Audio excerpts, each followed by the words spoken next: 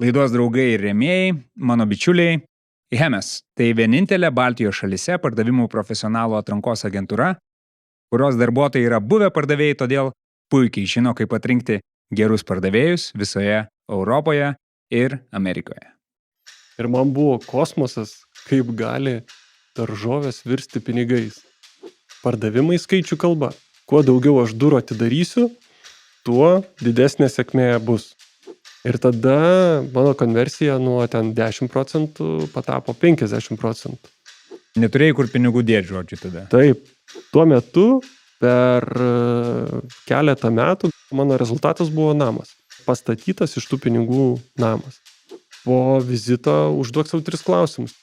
Kai aš pardavinėju mokymus arba paslaugą, aš tada klausiu kliento, tu turi užbaigti žiūrėti šitą pardavimų podcast'o epizodą iki pat galo, nes išsineši kaip minimum vieną dalyką, kurį iš karto kitą dieną panaudosi praktiškai ir pamatysi, kad tai veikia ir tau padeda pasiekti geresnį rezultatą. Pardavimai. O kada paskutinį kartą kažką pardavėt jūs?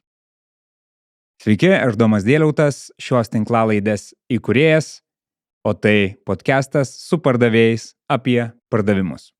Šiandien svečiuose žmogus, kuris pardavėjų dirbti pradėjo dar tada, kai nemaža dalis jūsų nebuvo gimę, arba kaip aš darėjote į mokyklą. Tai Mindaugas Jasiūnas. Pardavimų, derybų ir disk metodologijos treneris. Tikiu, kad rasit kur įsikvėpti, kaip minimum praplėsti suvokimą apie tai, kaip pardavimai buvo daromi ten ir tada, kaip jie patobulėjo, tad gero žiūrėjimo jum ir klausimo. Mielas pardavėja, prieš dar epizodą noriu trumpai paprašyti jūsų laiko. Virš 90% jūsų vis dar neprenumeruojate šito kanalo, tad labai nuoširdžiai norėčiau jumis paprašyti tai padaryti, nes tai man siunčia žinutę, kad šitas kanalas ir visa tai, ką mes darom, yra prasminga ir vertinga. Ir taip pačiai už mažiau nei 10 centų per dieną galite patapti mūsų YouTube'ės kanalo nariu ir gauti šūsnį įvairių dalykų už tai. Tai ačiū ir gero epizodo. Ar atsimeni, kaip tu formavaisi kaip pardavėjas ir kokie buvo tavo patys pirmieji pardavimai? Čia sąmoningas jau pardavėjas ar toks, žinai, ad hoc, tiesiog atsitiko pardavimai? Pradėkim gal dar nuo tų pačių pirmųjų, turbūt ir nesąmoningų. Jo, žinai, aš netgi žiūriu į tas tokias pardavimų situacijas nesąmoningų ir galvoju, kad kiekvienoje vietoje buvo pamoka. Tai nuo kurių dabar laikų, nuo tų pirmų? Pirmi, okei, tebūnė čia pasaka iš vaikystės. Tai pirmi buvo pardavimai tada, kai aš savo miestelį vidury Lietuvos, 12-metis, tėvų palieptas, atsistojau su krepšiu pomidorų, su svarstyklėm ir pardavinėjau pomidorus iš mūsų šeimos šiltnamio. Ir man buvo kosmosas, kaip gali daržovės virsti pinigais. Tai va čia buvo mano pirmi pardavimai. Bet dabar jeigu tai pasižiūri iš sąmoningos pusės, galvoju, čia buvo pardavimai ar buvo aptarnavimas? Nes klausimų aš ten greičiausiai neklausinėjau.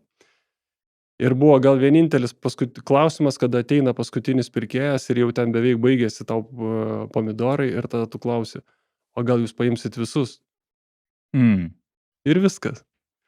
Tai čia buvo pirmieji pardavimai. O jeigu taip sąmoningi, tai pardavėjo karjerą, aš taip irgi bandžiau atsekti tuos metus, kada jie pradėjo atsitikti. Tai 96-7 metai, kada aš jau pradėjau pardavėjo karjerą. Praeitas 1000-metis. Ok. Aš manau, žinai, nemažai dar klausytojų, turbūt koks 40% klausytojų gal net gimė nebuvo tada, nes tie, kas gimė 95 arba beveik buvo gimė, jiem jau yra 30 metų. Šiek, kad, žinai, biški taip į kontekstą ir į perspektyvą visą įvest. Bet prieš, daugiau šnekant, koks tai jau patyręs šitam gyvenime, dar sustokim prie tos akimirkos pomidorų pardavimo. Tarsi tu sakai, kad, kaip čia, nebuvo sąmoningas pardavimas, kažkokio tokio, žinai, nebuvai pardavėjas kaip pardavėjas, bet tavo funkcija vis tiek buvo parduoti, ar galbūt dabar retrospektyviai žiūrint, žinai, pastebi, žinai, tą jausmą, kad tu supratai, okei, aš jau pardaviau. Tarsi jau užsiminėjai, ne, kad, pomidorai gali patapti pinigais, galbūt atsimenė tą jausmą, kada gavai tą pirmą pinigą, ar tau ten, nežinau, tėvai ar davė kažkiek pasilikti ar ne, ar tada jau buvo kažkoks vidinis dialogas, okei, man tai patinka. Žinai, atsimenu tą jausmą arba vidinį dialogą, ką tu dabar sakai, kaip lengva atlikti pardavimą. Kaip lengva produktą arba, tuo metu produktas buvo ne paslauga, paversti į pinigus. Tai va čia buvo tas pagrindinis atradimas. Ir dabar ta pati mintis mane karts nuo karto aplanko. Aš taip galvoju, kad, okei, mano veikla pagrindinė mokymai, aš savo paslaugą parduodu ir verčiu į pinigus. Ir mes taip net esam kažkada tai kalbėję kavą gerdami, kad, iš vienos pusės nėra taip sunku. Ir kaip dauguma, ta prasme, yra tokios grupės pasiskirstę vieni. Pardavimai yra labai sudėtinga, pardavimai yra labai blogai, aš tikrai nepardavėjas, o yra kiti, kur, atranda tą pardavimo draivą, džiazą, malonumą. Ir, ta prasme, su ta intencija tu pasieki vienokį rezultatą. Su šita intencija tu greičiausiai nepasieki rezultatą arba pasieki per skausmą, kraują ir taip toliau, taip toliau. Tai vėlgi, čia yra pasirinkimas, kur tu nori būti, kurioje grupėje. Tai tas džiazas ir tas kaifas, ar galėtume sakyti, kad tada, kai tau buvo keletas metų vidury Lietuvos kaimelė pavadinimu Baisogala. Be I. Baisogala. Okay. Be sio. Tai ten ir įvyko tau ta apraiška? Taip, ten pirmą kartą, žinai, paskui sekė, kadangi tėvai buvo neverslus, bet jie bandė būti verslus. Tai po to sekė, augino įvairias daržovės, tai mes su mama ir turgu jas pardavinėjom ir taip toliau, taip toliau. Ir, man buvo fain tam turgui pardavinėti morkas ar bulves ar dar kažką tai ir matyti, kaip, ta prasme, tai lengvai atsitinka. Tai čia buvo ta tokia, gali sakyti, aptarnavimo patirtis, gali sakyti, pardavimo patirtis. Ok, tai čia tau buvo kiek metų, primink? Jau, kai pardavinėjau turgui daržovės, jau buvau vyresnių klasių moksleivis. Okay. O pomidorai pirmą kartą buvo gal kokių 12. Ištiko pardavimas. Ok, tai 12, tada turgus. Ir ar buvo dar kažkas tame tarpe, iki kol jau prasidėjo tavo profesionalaus pardavėjo karjera? Dabar galvoju. Greičiausiai, kad, buvo. Kasečių kokį nors ar plakatų nepardavinėjai? Buvo. Realiai 3-4 kurse, tai reiškia, kad kažkur tai 20-21 metai, tai čia buvo dar laukiniai vakarai ar laukiniai rytai, kaip pavadinsi. Apie 95-96 metus gatvėse buvo pilna tų tokių pardavėjų, kurie gatvėse kažką tai siūlydavo. Tai mano pirmoji patirtis nebuvo ta tokia dramatiška, drastiška, kad gatvėse eiti ir siūlyti užkalbinti žmonės, bet mano draugas, bičiulis mane kartą nusivedė, sako, aš dirbu ten tokio ir tokio įmonėje, pardavinėjom ten tokius ir tokius produktus, einam, gal ir tau bus įdomu. Ir mes nuėjom ir ten buvo įmonė, dabar jinai vadinasi Bijok. Tada, man atrodo, jinai vadinasi kitaip, jų pagrindinis brandas buvo Margarita, kremai ten su kosmetika ir taip toliau, taip toliau. Ir mes pasimdavom krepšį šitų kremų ir eidavom per ofisus ir pardavinėdavom. Ir čia buvo pirmoji patirtis, jau tokia, galima sakyti, rimtesnė, labiau į pardavimų pusę. Tai nuo čia prasidėjo mano pardavimai. Paskui dar praeitam amžiui buvo tokie geltonieji puslapiai, nežinau, kas prisimena, kas neprisimena, įmonė tokia Lintel. Tai teko šitą produktą, šitą paslaugą pardavinėti gal metus, gal kelis. Ir va taip po truputį tada aš jau ir nuėjau į tuos normalius, aktyvius pardavimus. Tik tai, kad aš neturėjau jokių mokymų, mokiausi iš savo praktikos, neturėjau jokio trenerio, niekas man nepasakė, kad ką tu čia gerai darai, ką tu čia blogai darai. Tai toks buvau visiškai savo mokslis, kol netėjau greičiausiai iki pirmų tokių tarptautinių įmonių, kuriuose aš jau tada pamačiau, o kas tai yra pardavimai plačiaja prasme ir kas tai yra pardavimų sistema. Ir ten jau gavau pirmosius mokymus, pirmasias įžvalgas, pardavimų vadovą ir taip toliau. Nes iki to tai praktiškai nelabai kas ir buvo. Dar tiksliau pridedant prie to, ką pasakoju, kad netgi tokio žodžio kaip verslininkas nebuvo, ne? Buvo ten prekybininkai, komersantai, spekuliantai, vadybininkai. Apie pardavimus iš viso nėra ko šnekėti. Mes turim 2025 ir dar tas suvokimas apie tai, kad pardavimai yra kaip atskira organizacija ir visi tie gražų žodžiai, kuriuos mes su tavim naudojam ir norim, kad kiti naudotų kaip piltuvėlis, pardavimų ciklas, prieštaravimai, klausimai, idealaus kliento profilis. Tai nieko panašaus nebuvo. Ir dar on top aš galvoju, kas yra unikalu, suprasti taip, perspektyvoje. Šiai dienai mes turim konotaciją, kad pardavėjas yra įgrūdėjęs. Vis dar. Gal nebėra tokia guji, bet vis dar yra. Tai tada, mes kalbam kaip čia apie sovietmečio tokias stiprias atraugas. Pirmi žingsniai nepriklausomos Lietuvos, tai ten bet kas prieina, labas, kaip laikaisi, tai yra iš karto no-go, nes arba agentas, arba kažkas su to negerai. Tai bet man labai įdomu, darbiškai tai pasilikti prie tų 90s. Gerai, lieku. Kaip ten sekės tos proaktyvius pardavimus daryti? Aš irgi galvoju, iš kur buvo pas mane tas nusiteikimas pozityvus, ta energija, iš kur užteko ėjimo į priekį to resurso, o ne tai, kad pasiduoti, bijoti ar taip toliau. Nes visada tu gali rinktis.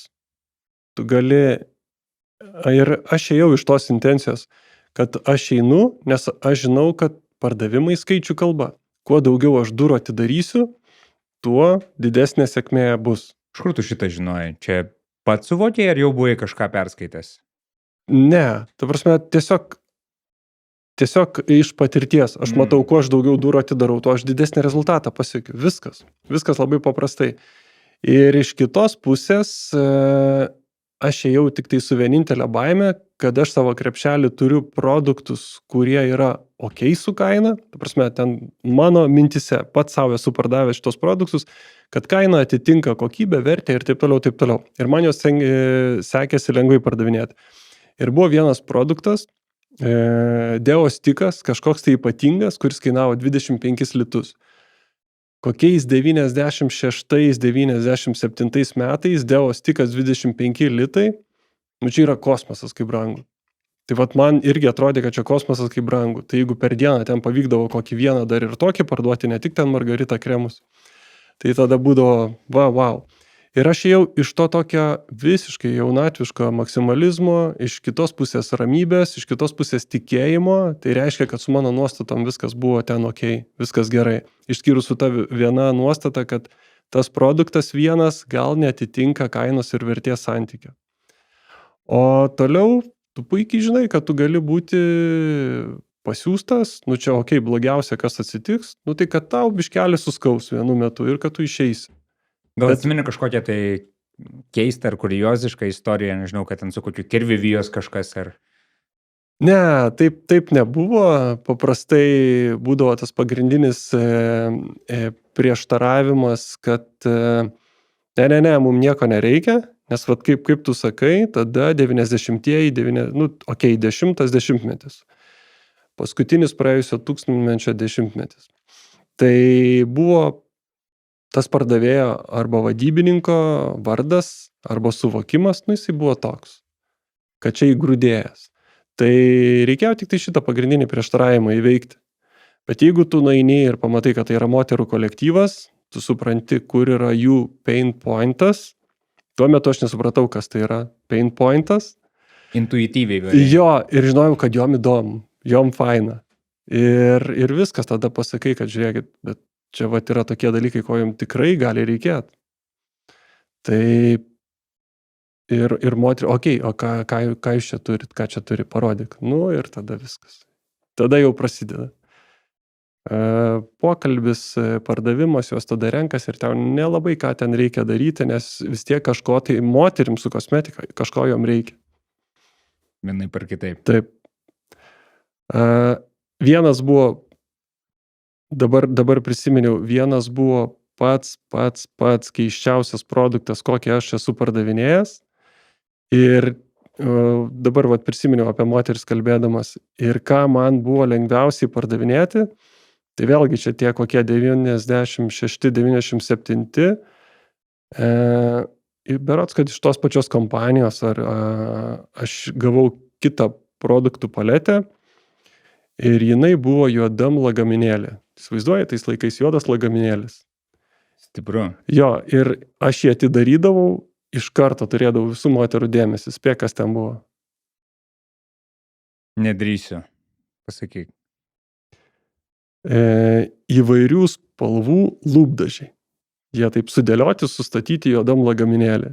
Aš niekaip neprisimenu ir nežinau, kaip aš tą produktą pasirinkau pardavinėti, kodėl, bet pardavimai puikiai ėjosi. Tau užtenka tik tai atidaryti. Viskas. Viskas. Jom yra smalsu, jom yra įdomu ir tada tik klausiau, kas labiau patinka, o čia prie ko derinat. Net ir tada aš nebuvau suvokęs, kiek yra galingi klausimai ir kiek pardavime jie yra reikalingi. Tai dabar, kai pasižiūri į savo tą patirtį, fain, ta prasme, jinai buvo tokia, kokia buvo. Tu tiesiog ją priemi. Tokia buvo patirtis, bet, tu turėjai tai praeiti, kad sukauptum tą patirtį, kad nueitum tą kelią. Tai iš esmės, kaip girdžiu, sudėtingiausia būdavo literaliai, tikrai tą žodžią prasme, pro duris patekti. O jeigu tu jau pro duris patenki ir ten moteris ir jų santykis, kaip čia, ratio, ne? Santykis, kiek vyrų, kiek moterų yra. Taip. Ir yra daugiau, tai... Tai va tokie laukiniai nesąmoningi pardavimai. Gerai, tai judėkim tavo laiko juostą toliau. Tai buvo šis etapas, tada prasidėjo geltoni puslapiai tada buvo. Jo, dar praėjusiam 1000-metį. Dar buvo geltoni puslapiai. Ten jau buvo B2B? Ten buvo B2B. Ok. Tai pirmieji tavo B2B pardavimai, iki tol tavo visa patirtis buvo, kada tu parduodavai fiziniam asmenį. Taip, tas gatvės. Buvo pokytis. Agentas ir taip toliau. Persiorientuoti. Dabar retrospektyviai žiūrint. Ne, nes kas yra bendro ir kas yra pagrindinis dalykas, tai tu vis tiek parduodi žmogui. Tai va tas žmogus su žmogum. Žmogus perka iš žmogaus.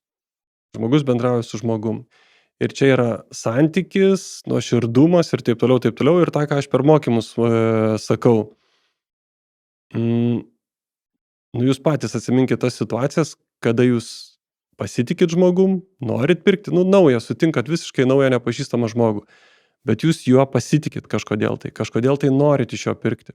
Tai ką jisai padaro, arba kaip jisai elgiasi, kad jūs pasitikit ir gal net ir ryšys atsitinka ir aš tada sutinku pirkti iš to žmogaus. Ir ką tada, arba ir atvirkščiai, kokios tos yra situacijos, kuris žmogus jums nekelia pasitikėjimo, iš jo jūs nenorit pirkti. Tai ką jisai daro, kad pasiekia tokį rezultatą. Ir vėl, 2 skirtingos situacijos. 2 skirtingos pardavėjų elgsenos ir, ta prasme, kada perka iš tavęs, o kada neperka. Tai va šito momento aš pagavau, kad reikalingas santykis, reikalingas pasitikėjimas ir jeigu tu tik tai turi progą ir gali tą sukurti, viskas. Ir buvo net tokių situacijų, kur tiesiog aš pamenu, vėlgi čia 25-7 metai atgal, bet vis tiek, kur, man atrodo, nukrito ten, nupirko iš manęs į geltonosius puslapius žmogus už 1000 litų. Tuo metu kosmosas. Į geltonosius puslapius skelbimą už tokią kainą. Čia kokie 2 atlyginimai standartiniai, daugiau?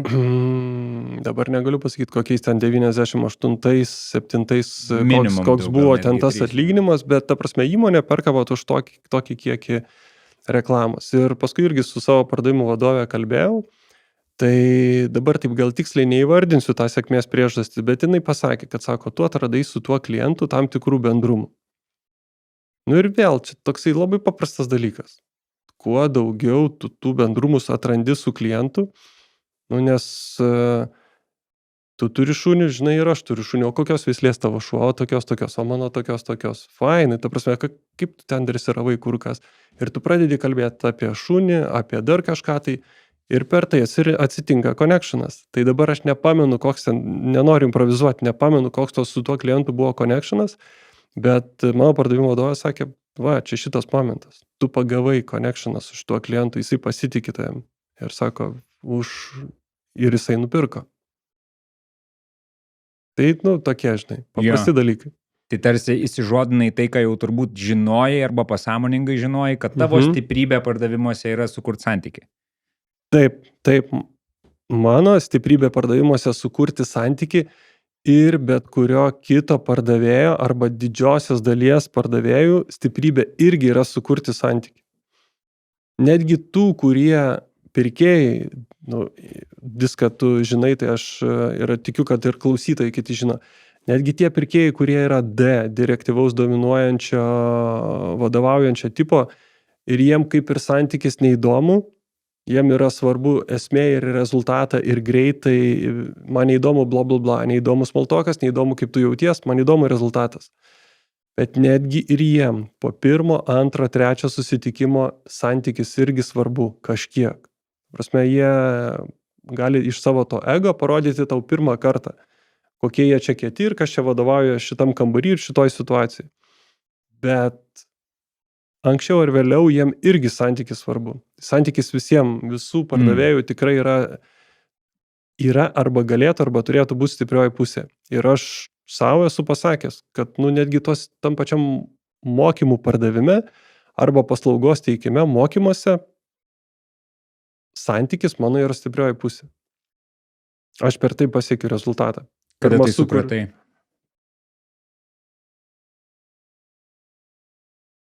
Geras klausimas, galvoju dabar. Prieš... Matyt, kad praėjus metam 2, kada aš pradėjau vesti mokymus, aš labai aiškiai konkrečiai tą savo įvardinau. Nes ieškojau savo unikalumų, savo išskirtinumų. Kuo aš esu kitoks negu kiti lektoriai. Ar yra dar 1, 2, 3, 10 pardavimų lektorių Lietuvoje? Tai žinoma, kad yra. Tai, o kuo aš esu kitoks, o kuo aš išskirtinis? Tai nereiškia, kad aš turiu būti kažkuo už juos geresnis. Bet tiesiog surasti savo unikalias vietas, savo autentiškas vietas ir kuo aš esu kitoks. Man nereikia būti geresniam, man reikia būti kitokiam. Ir tada aš su savo unikalumu, su savo energetika pritraukiu ir tokius klientus, kuriem aš esu sprendimas. Ir tada nebėra čia kažkokios tai didelės konkurencijos, baimės, kad čia, žinai, kažkas tai bus brangesnis, pigesnis ir taip toliau. 100 metų. Visai ne tie dalykai groja. Tai kiekvienam pardavėjui lygiai tas pats. Ta prasme, suraskit savo unikalumą, kuo jūs kitokie, kuo jūs esat stiprus, kur yra jūsų vertė. Ir ta prasme, ar yra klientai, kuriem to reikia? 100% taip. Labai įdomias 2 temas palėtė ir prie jų būtinai grįšim. Tai yra tiek disk metodologija, tiek, kad tu veiki pastaruoju savo gyvenimo etapu ir dar man noris, žinai, tos visus Pokemonus tavo praeities surinkti, visą tą laiko juostą susidėlioti. Pokemonus ar tarakonus? Čia jau sužinosim, neužilgo, kaip užvadinti. Tai gerai, geltonieji puslapiai, ten jau buvo pokytis, kad pradėjai pardavinėti verslui, tai iš B2C perėjai į B2B pardavimus, atsirado pardavimo vadovė virš tavęs, tai tarsi, čia yra pardavimų struktūra, ir tada minėjai prasidėjo tarptautinės kompanijos. Galėtum taip, trumpai prabėkim iki to, kur tu esi šiandien ir kokias, manai, pagrindinės pamokas gavai ir gal įvyko kažkas juokingo? Juokingų... ta prasme, ar juokinga, ar kažkokios įžvalgos, jos, faktas, kad bent visada kiekvienu laikotarpiu yra tam tikros pamokos. Tai dabar galvoju, kad nieko nepraleisčiau, buvo dar metai 2, Dabar man net reikia pačiam savo CV pasižiūrėti, kas buvo praėjusiam dar 1000 metį. Nes šitą jau net man pačiam sunku prisiminti. Darbavausi reklamos vadybininku žurnale Namas, kuriame gyvenu. Tai irgi buvo reklaminių plotų pardavimas į žurnalą. Po geltonų puslapių? Po geltonų puslapių. Tai ten dar buvo laikotarpis ir ten, jeigu iš tokių juokingų, vienas dalykas, ką pastebėjau, kas pas mane prasidėjo, tai tinginystė, bet aš čia kitaip vadinu. Aš pradėjau galvoti, kad pardavimai skaičių kalba, šitą aš kaip ir išmokau, bet supratau, kad yra pardavimuose ne tik kiekybė, bet ir kokybė. Kad aš galiu 10 vizitų padaryti ir, ta prasme, žinau, kad iš 10 vizitų aš užklausinu ten, pavyzdžiui, 1 arba 2. Bet čia aš pradėjau matyti, kad aš galiu užklausinti iš 10 vizitų ir 1 bent jau daugiau dylų, arba 2 daugiau. Ir reiškia, man 2 mažiau reikia dirbti. Taip, jeigu ir tada aš galiu pasiekti kokybę. Tai tiek šitam darbe, tiek tada sekančiam darbe pas mane atsirado tas, kad aš užsibrėžiu tam tikrus tikslus pardavimų ir aš taip žiūriu, kad aš juos pasiekiu per pusdienį, nes ten greiti pardavimai. Ir tada ką aš galiu kitą pusdienį savo gyvenimui skirti, nieko neveikti. Tai buvo tas. Ir ta sekanti kompanija, kur aš tą labai supratau, buvo Lindstrom. Ten pradirbau ganėtinai ilgą laiką, 5,5 metų, pardavinėjau tuo Darbo metu. rūbai. Jo, jų abi paslaugas. Pirmoji buvo kilimėlių nuoma, tai reiškia tie keičiami, plaunami kilimėliai prie įėjimo, kurie nuvalo purvą arba surenka ten dalį purvo. Tai šitą paslaugą pardavinėjau ir čia buvo visiškai skaičių kalba, kurią paskui paverčiau ir kokybės kalba. Ir darbo rūbai, tą, ką paminėjai, antroji paslauga. Tai ten man irgi viena tokia įžvalga labai faina atsitiko, kad aš tada jau supratau, kad galiu per pusdienį pasiekti tą tikslą, kurį aš užsibrėžęs dienai. Ir kurį laiką, čia ir vadinu tą tingėjimu, kad kurį laiką pratinginiavau. Bet viena tokia įžvalga, kokia buvo, kada klientai perka. Įsivaizduok, vadybininkas, kuris pardavinėja kilimėlių paslaugą arba nuomos paslaugą. Tu eini vėlgi iš durų į duris. Čia buvo, dabar galvoju, 2000-ieji, 99. Man atrodo, 99 aš pradėjau dirbti. Tai vėl dar praėjusiam 1000-metį vis dar. Tai tu nueini į vienas duris, pabeldi, čia tokia paslauga, kaip jūs čia sprendžiat su purvu, problemas, taip toliau. Ir eini taip, kažkam įdomu, kažkam neįdomu. Ir supranti, kad iš 10 tik tai vienas geriausiu atveju iš tavęs nuperka tą paslaugą. Ir aš tada pagalvojau, kad palauk, kaip galima tą pakeisti. Ir vienas kolegas sako, bet tu gali duoti pabandyti. Tai čia tada keičia žaidimą. Aš įeidavau į kiekvienas duris ir nepardavinėdavau, sakau, žiūrėkit, aš palieku jums savaitį, nemokamai pabandyti šitą kilimėlį. Ir po savaitės aš sugrįšiu. Ir tada mano konversija nuo ten 10% patapo 50%.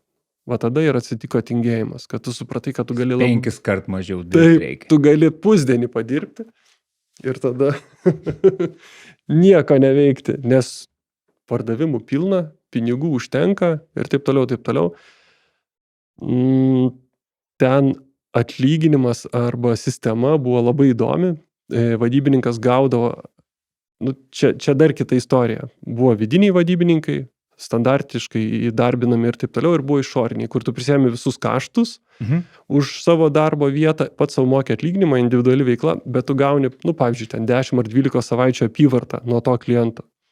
Ta prasme, ten pas mane rezultatai tada taip. Gal atsimeni taip, kad įdėti perspektyvą, tie skaičiai bus įdomus ir kitokie, tam Lindstrome, kaip atrodydavo tavo? Jo, jeigu 99, 2000-ieji, kad įsivaizduoti, tai aš pamenu 2000 litų ten atlyginimą per mėnesį, čia labai labai maži pinigai. Reiškia, blogas mėnata buvo 3, 4, 5 tūkstančiai. Oho. O, Okay. čia normaliai. Atrodo, minimalus atlyginimas tada būdavo kokie ten 5-600 litų. Taip, tai gerai, čia reikėtų, jeigu taip jau teisybės dėliai, reikėtų skaičiuoti kaip individualios veiklos pajamos, nuo jos dar ten susimokėdavai kažkokius tai mokesčius, bet ten nebuvo dramatiškai apyvarta. dideli, jo, ta prasme tikrai ten gal 10-15 tų procentų būdavo, tikrai nedaugiau. Ta prasme, kad...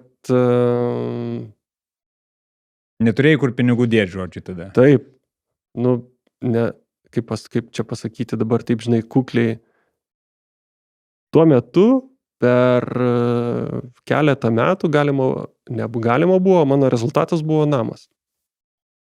Ta prasme, pastatytas iš tų pinigų namas. Tai, ta prasme, ten tikrai buvo tokia geras tramplynas į viršų. Ir finansinė prasme, ir patirties prasme, ir ten atsitiko mano pirmieji mokymai. Pirmą kartą aš supratau, kas yra pardavimų teorija ir praktika, kaip tos pardavimus teisingai reikia atlikti. Ten pirmą kartą aš patyriau, kas yra disk. Pirmą kartą turėjau disko mokymus. Jau tada jums pritaikė? Jo,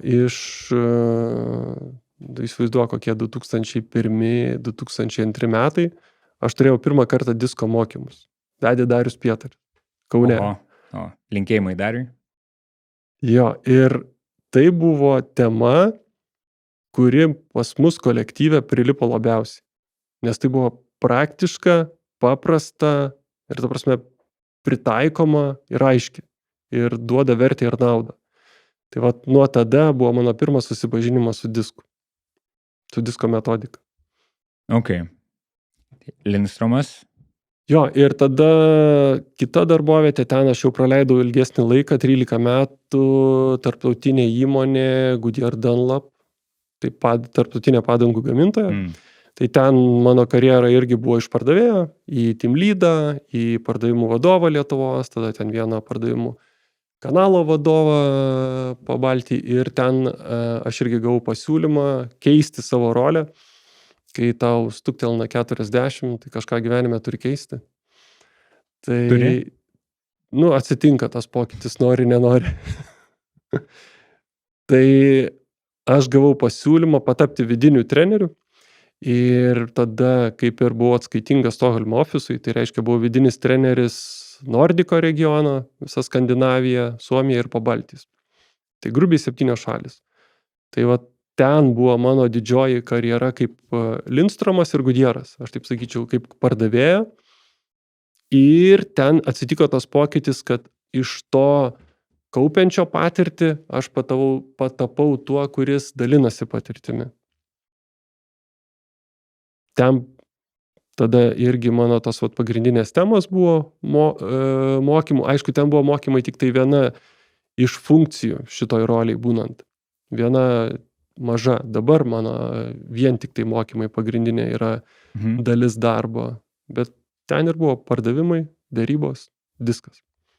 Tai kaip tik norėjau klausti, tai kad teisingai suprast naujoj roliai, tu aktyvius pardavimus toliau darė ar ne? Turi minty naujoj roliai, būdamas vidiniu treneriu? Vidiniu treneriu. Ne, pardavimų. Nes kai buvai dar pardavėjas, pardavimų team leadas, tada pardavimų vadas visos Lietuvos, tai jo, tu gal tiesiog ir nebepardavėjai, bet galbūt turėjai vieną kitą key accountą, pas kurį nuvažiuodavai, turėdavai savo komandą, kurie turėdavo rezultatus, KPI'sus ir labai paprasta pamatuoti. Tai Lietuva auga, Mindaugai šaunuolis. O čia, tai kaip tada įvertinti, ar Mindaugas čia gerai tos mokymus veda, ar ne? Kokio metrikom remiantis jie tave evaluodavo ir šiaip, įdomu, ar tavo turėjo būti vidinis pokytis, nes pardavėjas išmoksta būti visada alkanas, kuo daugiau padarai rezultato, tuo daugiau gauni pajamų. Vienas iš pagrindinių motivatorių čia staiga atrodo nemažas pokytis. Tikrai tai buvo. Čia kokius 3 klausimus uždaviau vieną suvėlęs. Tikrai taip buvo, kad man pačiam asmeniškai tas buvo pokytis ir, tu galvoji, nejaugi aš dabar niekad nebepardavinėsiu. Tai buvo tas jausmas, bet aš paskui anksčiau ar vėliau vis tiek grįžau prie pardavimų ir, ta prasme, jaučiausi gerai vėl atlikdamas tai, kur aš jaučiuosi gerai. Pardavimus. Tai grįžtant, patikslinsiu klausimą, ar buvo KPIs tau? Tada tokių konkrečių KPIsų nebūdavo. Aš dabar bandau prisiminti. Vienas pagrindinis tai vis tiek, kai mokymus tu vedi, tai yra atsiliepimai apie mokymus. Tai jisai sąlyginai subjektyvus, bet žmonės, grupė nemeluoja. Jeigu jie sako, kad, ta prasme, fine, patiko, nauda, vertė, struktūra ir visa kita, tai reiškia, kad jiem patiko. Jeigu jie sako, kad nuobodu ten ir taip toliau, tai reiškia, kad nepatiko. Tai tas toksai subjektyvus vertinimas buvo, jisai buvo geras, kuo aš ir džiaugiuosi. Tai reiškia, kad tau patvirtina, kad tu darai teisingai, eini teisingų kelių. Buvo kiti vertinimai, kaip ir kiekvienoj didesniai įmoniai yra metinis darbuotojų vertinimas, pusmetinis darbuotojų vertinimas, veiklos tie pokalbiai vadinami. Ja. Tai ten yra labai kaip ir aiškus tokie nustatyti įmonės korporacijų dalykai, tai tu buvai vienaip ar kitaip vertinamas, nes tu turi turėti savo metinius tikslus, darbus, veiksmų planą ir, ta prasme, su vadovu tu reflektuoji, kaip tau sekasi įvykdyti. Tai šita dalis buvo. Netrūko to alkanumo, to greičio, to žinojimo, kad jeigu padarau daugiau, gaunu daugiau, labai tiesiogiai. Pradžiai tai roliai aš buvau labai įsitraukęs, labai fine, labai įdomu ir to alkanumo netrūko, bet po to pradėjo, ta prasme, žinai, kaip visada įmonė pradeda kažkurioje vietoje šlubuoti, pradeda gal taupyti, pradeda nebe tiek investuoti arba sako, gal mes nebeinvestuosim čia į tos mokymus, gal mums netiek aktualu ir tada, aišku, tavo motyvacija šiek tiek mažesnė, bet čia kitos peripetijos, kiti dalykai. Aš nuo pardavimų sąlyginai neatsitraukiau, nes su pardavėjais aš vis tiek vizituodavau klientus, nes tai buvo mano darbo dalis. Ir čia buvo gal net ir įdomiau, nes tu vizituoji klientus ne tik tai, kad Lietuvoje, Latvijoje, Estijoje, bet tu vizituoji klientus ir Danijai, ir Švedijai, ir Suomijai, ir matai, kuo pardavėjas gyvena, kuo klientas gyvena, ir kultūriniai skirtumai labai kultūrinius skirtumus labai faina, ir gali duoti tas įžvalgas, feedbacką pardavėjui. Nes mokymasis pagrindinis yra ne mokymuose, ne knygą skaitant, ne podcastų žiūrint, ne dar kažkur tai, o laukuose, kaip aš sakau, pas klientą. Ir tie pardavėjai, kurie sugeba mokytis iš savęs, jie yra patys geriausi. O čia tas mokymasis yra labai paprastas ir refleksija labai paprasta. Tiesiog turėk tikslus vizito. Turėk kiekvienos dienos tikslą. Per dieną, jeigu turi ten, nežinau, 2, 3 ar 5 vizitus, turėk kiekvieno vizito tikslą. Ką tu nori pasiekti su tuo klientu? Po vizito užduok savo 3 klausimus, nereikia daugiau. Ką aš gerai padariau šitam susitikime, šitam vizite su klientu, kad man pavyko parduoti arba pasiekti savo tikslus. Ir kaip žydai sako, nevažiuokim ant savo silpnųjų pusių, važiuokim ant savo stipriųjų. Tai čia tavo jėga, šita stiprioji pusė. Antras klausimas, kur mano klaidos buvo? Ką aš gal padariau ne visiškai tinkamai, arba ką pamiršau, arba ko nepastebėjau, kur neatkreipiau dėmesio, gal neįveikiau prieštaravimą ir taip toliau, taip toliau. Tai kur klaidos? Trečias, ką aš kitą kartą darysiu kitaip, pas kitą klientą. O dabar pasiemu vieną pamoką, užtenka vieną pamoką iš šito vizito, ką darysiu kitaip. Tai čia aš vadinu pardavėjų sąmoningumu, kada aš mokausi laukuose ir mokausi iš savęs.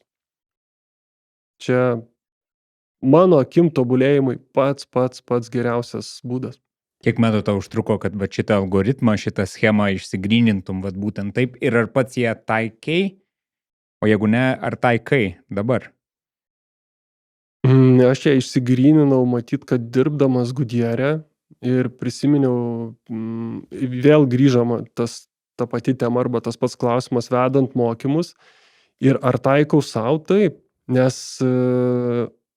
pas mane galioja tie patys principai.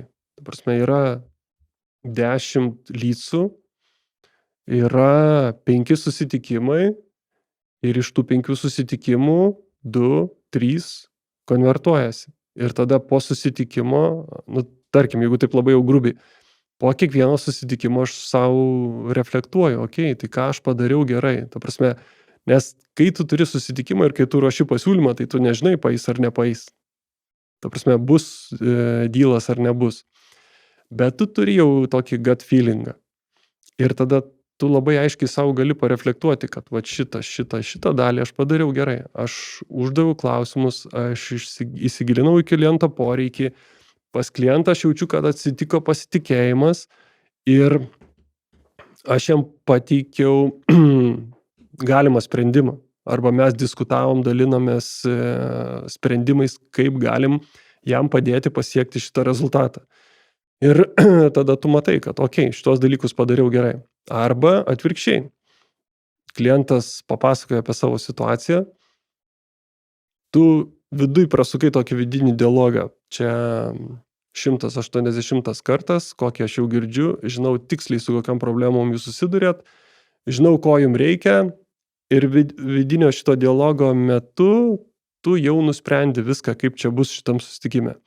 Bet per tą laiką tu neuždavai klausimų, tu neįsigilinai į kliento poreikį, klientui neparodai savo ekspertiškumo, klientas nepamatė, kad tu esi tas, kuris gali padėti jam išspręsti šitą problemą, neatsitiko ryšys, neatsitiko pasitikėjimas ir klientas kažkodėl tai iš jo gauni ne. Ir tada supranti, kad nuvažiavai ant savo ego ir nepadarai. Ta prasme, ir nekonvertavosi. Pasileidau kažkur. Taip, arba neuždavai pakankamai klausimų, neįsiaiškinai viso kliento poreikio arba visų skausmų. Įsiaiškinai vieną ir apsidžiaugiai. Viskas, žinau, ko jums reikia. Tai arba kartais būni nepasiruošęs. Ta prasme, ar man būna, kad aš būnu nepasiruošęs? Būna. Tai reiškia, kad atlieki pardavimą kairė ranka ar kairė koja ir to neužtenka, kad jisai konvertuotųsi. Tai aš čia pasakoju ir tikiu, kad pardavėjas atras save, tuos, kaip pasakyti, suskambės, kad ir aš, kai man nesikonvertuoja, greičiausiai padarau šitą ar šitą klaidą. Ką tu manai? Apie ką tu galvoji, kas sukasi dabar tavo galvoje? Flipinai stalą, ne? Aš manau, kad labai teisingi klausimai ir manau, kad klausimai ir požiūrio kampai ir manau, kad labai tinkamas laikas pereiti, prie to, ką tu šiandien darai. Tai gali taip papasakot vienu sakiniu, iš ko dabar Mindaugas gyvena ir kur jis skiria daugiausiai laiko, be to, kad yra tėtis. Tai šiandien mano pagrindinė veikla yra mokymai ir jų vedimas. Ir tos 3 mano pagrindinės ekspertinės sritis – B2B pardavimai, derybų vedimas ir diskasmenybių tipologija. Čia yra toksai core, mano stuburas. Aplink yra dar daugiau paslaugų, daugiau veiklų, bet čia yra esmė. Čia mano pagrindas, iš to aš ir gyvenu. Ir kaip mano draugas kartais sako, jeigu tai pasižiūrėtum tu į save, visą šitą tu sukūrei from scratch. Ir susikūrei, savo darbo vietą, dar yra aplinkui žmonės, kurie padeda, vadinami freelanceriai. Tai prasme, tu duodi tam tikros veiklos pajamų ir jiem, tai šitas fine. Ar tai yra verslas? Ne, tai nėra verslas.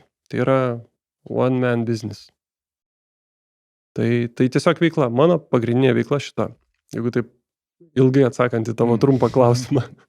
Labas.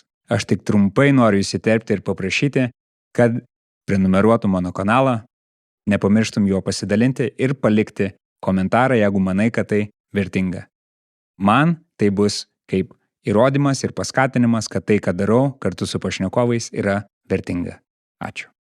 Man labai įdomu, ir tikiu, kad nemažai yra klausančio ar įmonių savininkų, ar įmonių vadovų, ar pardavimų vadų, ar netgi pardavėjų. Ir turbūt tu tikės, kad aš vienaip užbaigsiu sakinį, bet užbaigsiu kitaip. Tų, kurie pardavinėja mokymus. Ir mokymai bendrai gali būti įvairiausi. Tu pardavinėji pardavimų mokymus, ne, o ten yra įmonių, ir tas spektras mokymų pardavimo tikrai gali būti platus ir didžiulis. Ir vat man įdomu biškai, nu, jeigu tu nieko prieš, žinai, čia biškai patirinėt, kaip tu vat operuoji mokymų pardavimuose, žinai. Aš pats esu, kur mes susitinkam, mano verslas yra paslaugų, tai nėra mokymai, bet jau, žinai, paslaugų verslas jau turi tam tikrų panašumų, nes nėra kažkokio produkto, nėra kažkokio sandėlio, vienokie yra paprasčiau, bet, žinai, čia visada serviso verslai sako, o kaip norėčiau produktą pardavinėti, o produkto verslai visada sako, kaip norėčiau serviso pardavinėti, nes kaimyno žolė yra žolės. Tai klausyk, apie šitos pardavimus šnekant, kaip manai, ar įmanoma ateiti ir sukurti tą poreikį, ar vis tiek tai labiau yra, gal biškai prieštarojo visiausių klausimų, ar tai labiau yra outboundas, kada nu, vat, ateinu ir sukuri poreikį, ne, pardavimo, ar vis dėlto tai turi būti, žinai, įvaizdis, marketingas, kažkokie referalai, networkas, kad ateitų kažkas su poreikiu ir tada, nu, kitus tos klausimus aš padėčiau atsakyti kaip pardavėjas, pavyzdžiui, jeigu aš pardavinėčiau mokymus, tarkim, kad ir tavo.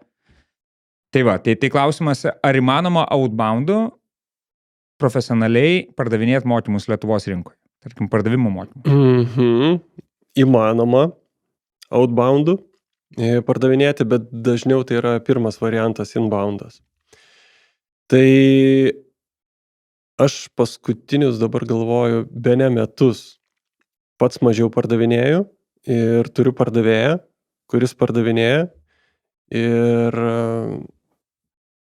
dabar galvoju, kad neišsiduoti, žinai, nes radau labai gerą pardavėją ir jį apmokiau ir jisai puikiai pardavinėja ir tai yra šiaip toksai vėlgi čia tokia, žinai, paslaptis, geriau, kad niekas nežinotų ir niekas niekam nesakytų, kad labai blogai arba blogiau lektoriui pačiam parsidavinėti, va čia yra specifika šitos rinkos. Daug geriau, kad tave pardavinėja pardavėjas. Tai aš ir matau, kad rezultatas iš karto keičiasi. Tai jisai kontaktuoja vis tiek pagrinde outbound būdais. Bet ta prasme, ar pas mane inboundu ateina iš rekomendacijų, iš, reklama jau sąlyginai šiltas, nėra taip visiškai šaltas. Tai ateina ir tokiais būdais ir daugiausiai, kas mane faina ir patinka, kad, ta prasme, tos rekomendacijos atsiliepimai, geometrinė progresija, jie didėja šita dalis. Tai reiškia, kad tavo įdirbis yra pastebimas, tavo vardas yra pastebimas, atsiliepimai, grįžtamasis ryšys yra pozityv. Aš galvoju, tu savo karjeros pradžiai, kažkuria prasme pardavinėjai paslaugą, tai buvo reklama, reklaminis plotas, tada buvo kilimėliai, tada buvo padangos. Tokie labai apčiuopiami ir aiškus dalykus.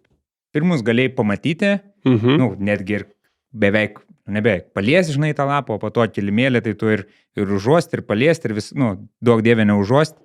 Nebent tas švarus padangos kvapas, kur tada gumos kvapas, ne, ant padangų irgi tas pats, o čia yra toksai, abstraktus dalykas, tai vat man įdomu, žinai, žvelgiant iš tavo ir pardavėjo patirties ir po to pardavimų vado patirties, taip struktūriškai ir sistemiškai, kaip pardavimo organizacijos, kokie yra panašumai tų pardavimų, tarkim, kai padangos versus mokymai. Žinai, pavyzdžiui, turint omeny, žvelgiant į pardavimo ciklą, jo ilgį, galbūt stadijų tu pastebėjai, kad yra mažiau, ar kaip tik yra, žinai, jų daugiau, ar konversijos kinta, ar kažkokie tokie momentai. Ok, aš atsakysiu tau per kitą tokią prizmę. Pas mane ateina klientai iš skirtingų industrijų, su skirtingų produktų, arba paslauga. Ir jie sako, pas mus pardavimai vyksta visai kitaip. Pas mus kitokie. Pas mus kitoks pardavimų procesas, kitoks ciklas ir viskas čia kitaip ir tie tradiciniai pardavimai pas mus negalioja. Gerai, ok, fainai. Tai tada pasižiūrim, kaip pas jūs atsiranda lydsai. Ta prasme, inboundų, outboundų. Ar pas jūs yra, kokiu būdu jūs susitinkat ir kontaktuojat su klientu? Kaip jūs susirenkat informaciją? Kaip jūs pasiruošėt susitikimui? Ar jūs aiškinatės kliento poreikį, skausmus ir taip toliau, taip toliau. Kaip pas jūs ruošiamas, pateikiamas pasiūlymas. Prieštaravimai vyksta, dėrybos vyksta, okei. Nieko pas jūs nėra kitaip. Ta prasme, kažkokie niuansai gali skirtis, bet aš per savo praktiką, ką matau, 95% pas visus yra tas pats pardavimų procesas, tik tai truputėlį pakoreguota, adjustinta pagal jų produktą, pagal ciklą ir taip toliau, taip toliau. Nes yra greitas pardavimas, yra gal kur pardavimas per 5 minutės per pusvalandį vyksta. Man teko bendrauti su tokiais klientais, kur pardavimo ciklas yra metai, 3. Nu ir ten aišku, kitas iššūkis, ten pardavėjai, kai kurie neišlaukia tokio ilgo pardavimo. Tai yra niuansai, bet pardavimo procesas, kiek man teko susidurti, visur yra panašus. Tai ar padangos, prie ko aš grįžtu, ar mokymai, ar produktas, ar paslauga, aš nematau esminio skirtumo. Man jo nėra. Nu, praktikoje aš matau. Nėra. Tai procesiškai žiūrint visą tai, ką išmokiai, tą blueprintą galima perkelti ir tu jį sėkmingai padarai. Taip. Tai aš nematau didelių skirtumų ir to prasme kartais, kas bijo, kad sako, aš pardavinėjau produktą, dabar eisiu pardavinėti paslaugą, velnias kaip čia parduoti tai, ko nėra, kas neapčiuopiama. No issue. O į ką tada žmogus turėtų, į kokį klausimą savo atsisakyti? Jeigu, žinai, čia pardavinėjau produktą ar paslaugą apčiuopiamą, neapčiuopiamą, kaip ir nėra skirtumo, kur tada esmė? Gerai, aš žiūrėk, pabandysiu atsakyti vėl per kitokį kampą, tu pasakyk, atsakiau ar ne.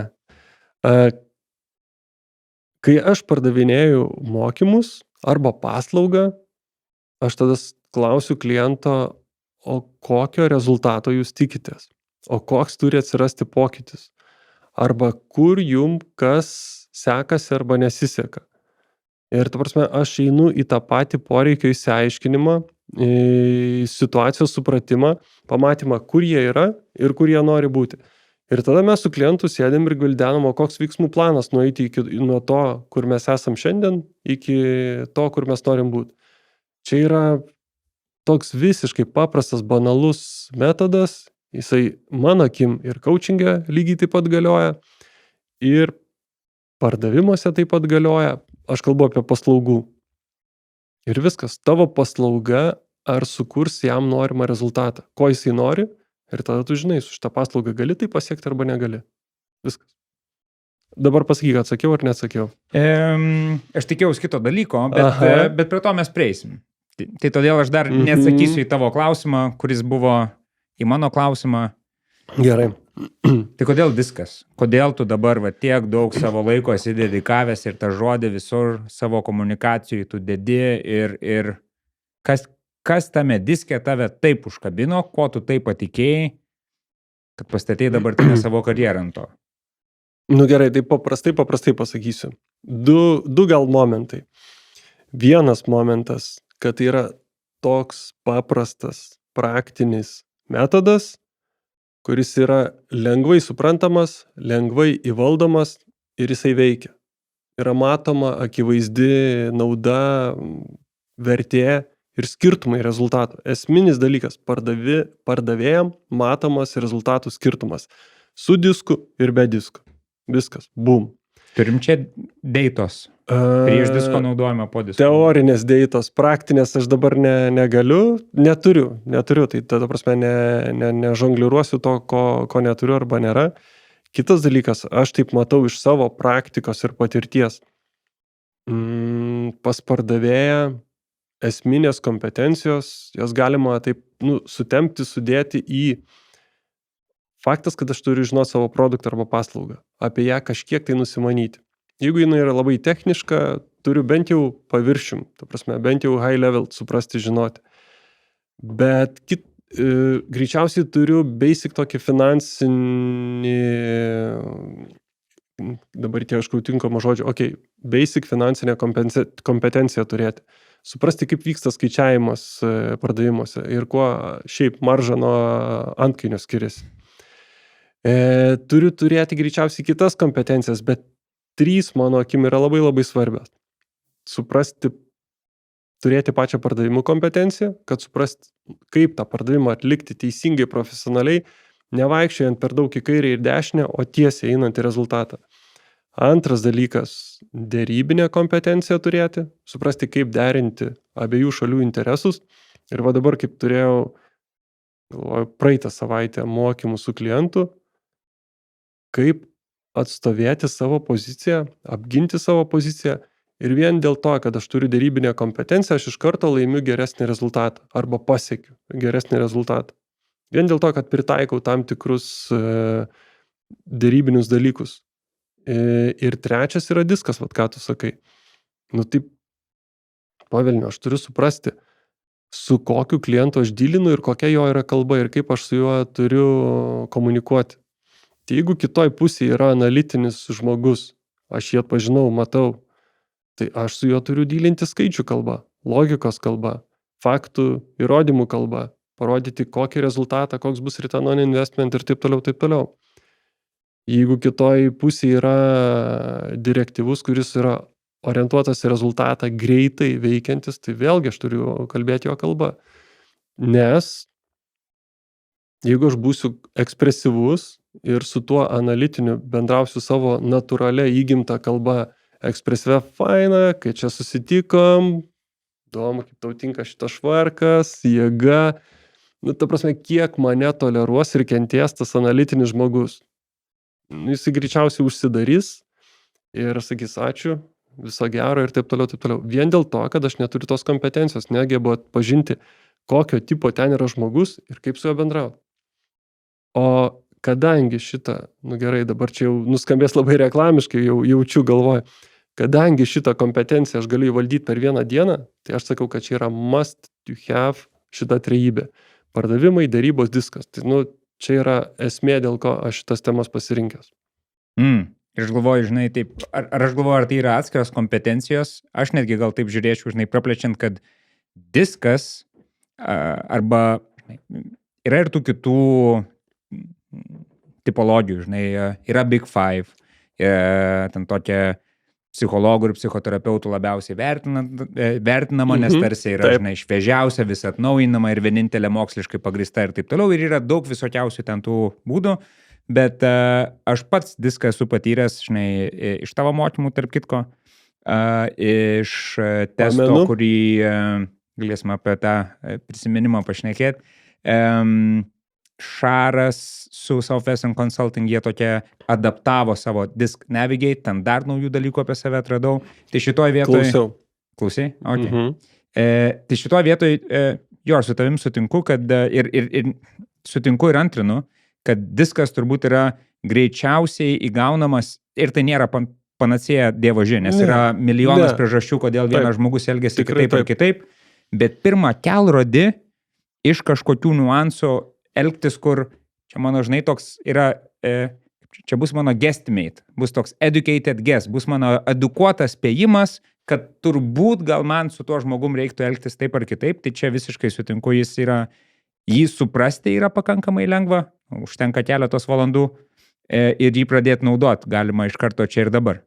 Tai, kad, tikrai taip. Žinai, kad žmonės biški, gal ne visi dar yra apie tą diską girdėję. Gali taip, arba kartu galim sudėlioti. Yra tas disk, tai yra 4 raidės ir tai yra 4 asmenybės tipai. Ir kaip pat galima paprasčiausiai papasakot, kad galbūt, žinai, o čia blembais paminėjo analitišką, čia paminėjo direktyvų, kuris aš čia greičiausiai esu. Galim papaišyti. Nu, bandom. Ta prasme, papaišom. Papaišom. Nu gerai, toksai užmetant tokius pačius basic dalykus arba pamatus. Tai tiesiog dalis žmonių yra labai linkę į rezultatą arba jiem čia yra prioritetas. Kita dalis prioritetų iškelia santykį arba jiem tai yra svarbiau. Ir čia iš karto mes skiriam žmonės į 2 dalis, tie, kurie labiau į rezultatą arba į santykį. Ir yra žmonės irgi tokie vieni, dar kitas skirstimas, vieni labiau vedantis, lyderiai, iniciatyvus, greitai kalbantis, greitai veikiantis, ganėtinai su dideliu tokiu energijos užtaisu. Ir yra žmonės, kurie labiau prisitaikantis, ramesni, labiau stebintis negu veikiantis, analizuojantis ir taip toliau, taip toliau.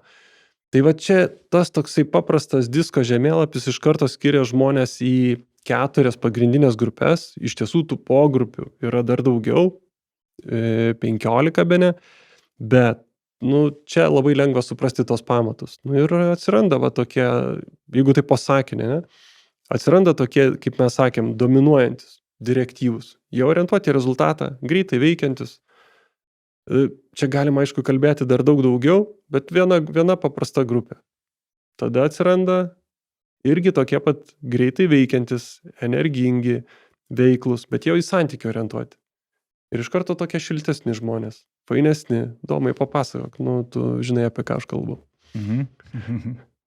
Su šypsena, su priėmimu. Ir jie nori, kad būtų faina jam ir faina visiems kitiem. Jiem nori mėgautis gyvenimu. Ir tada mes turim dar 3 ir 4. Tai turim žmonės, kurie yra šiek tiek su mažesnė, kaip aš sakiau, energija. Tai vieni tie, kurie į santykį orientuoti yra S-tipo arba steady arba draugiški. Ir tokie lėtesni, ramesni, labiau išlaikyti, lojalūs žmonės, komandos žmonės, harmonijos žmonės. Tai tokius mes tikrai galim pastebėti komandai. Ir kaip aš sakiau apie tos pačius analitinius. Irgi tie patys su mažesniu gal energijos užtaisu, bet jie į rezultatą orientuoti.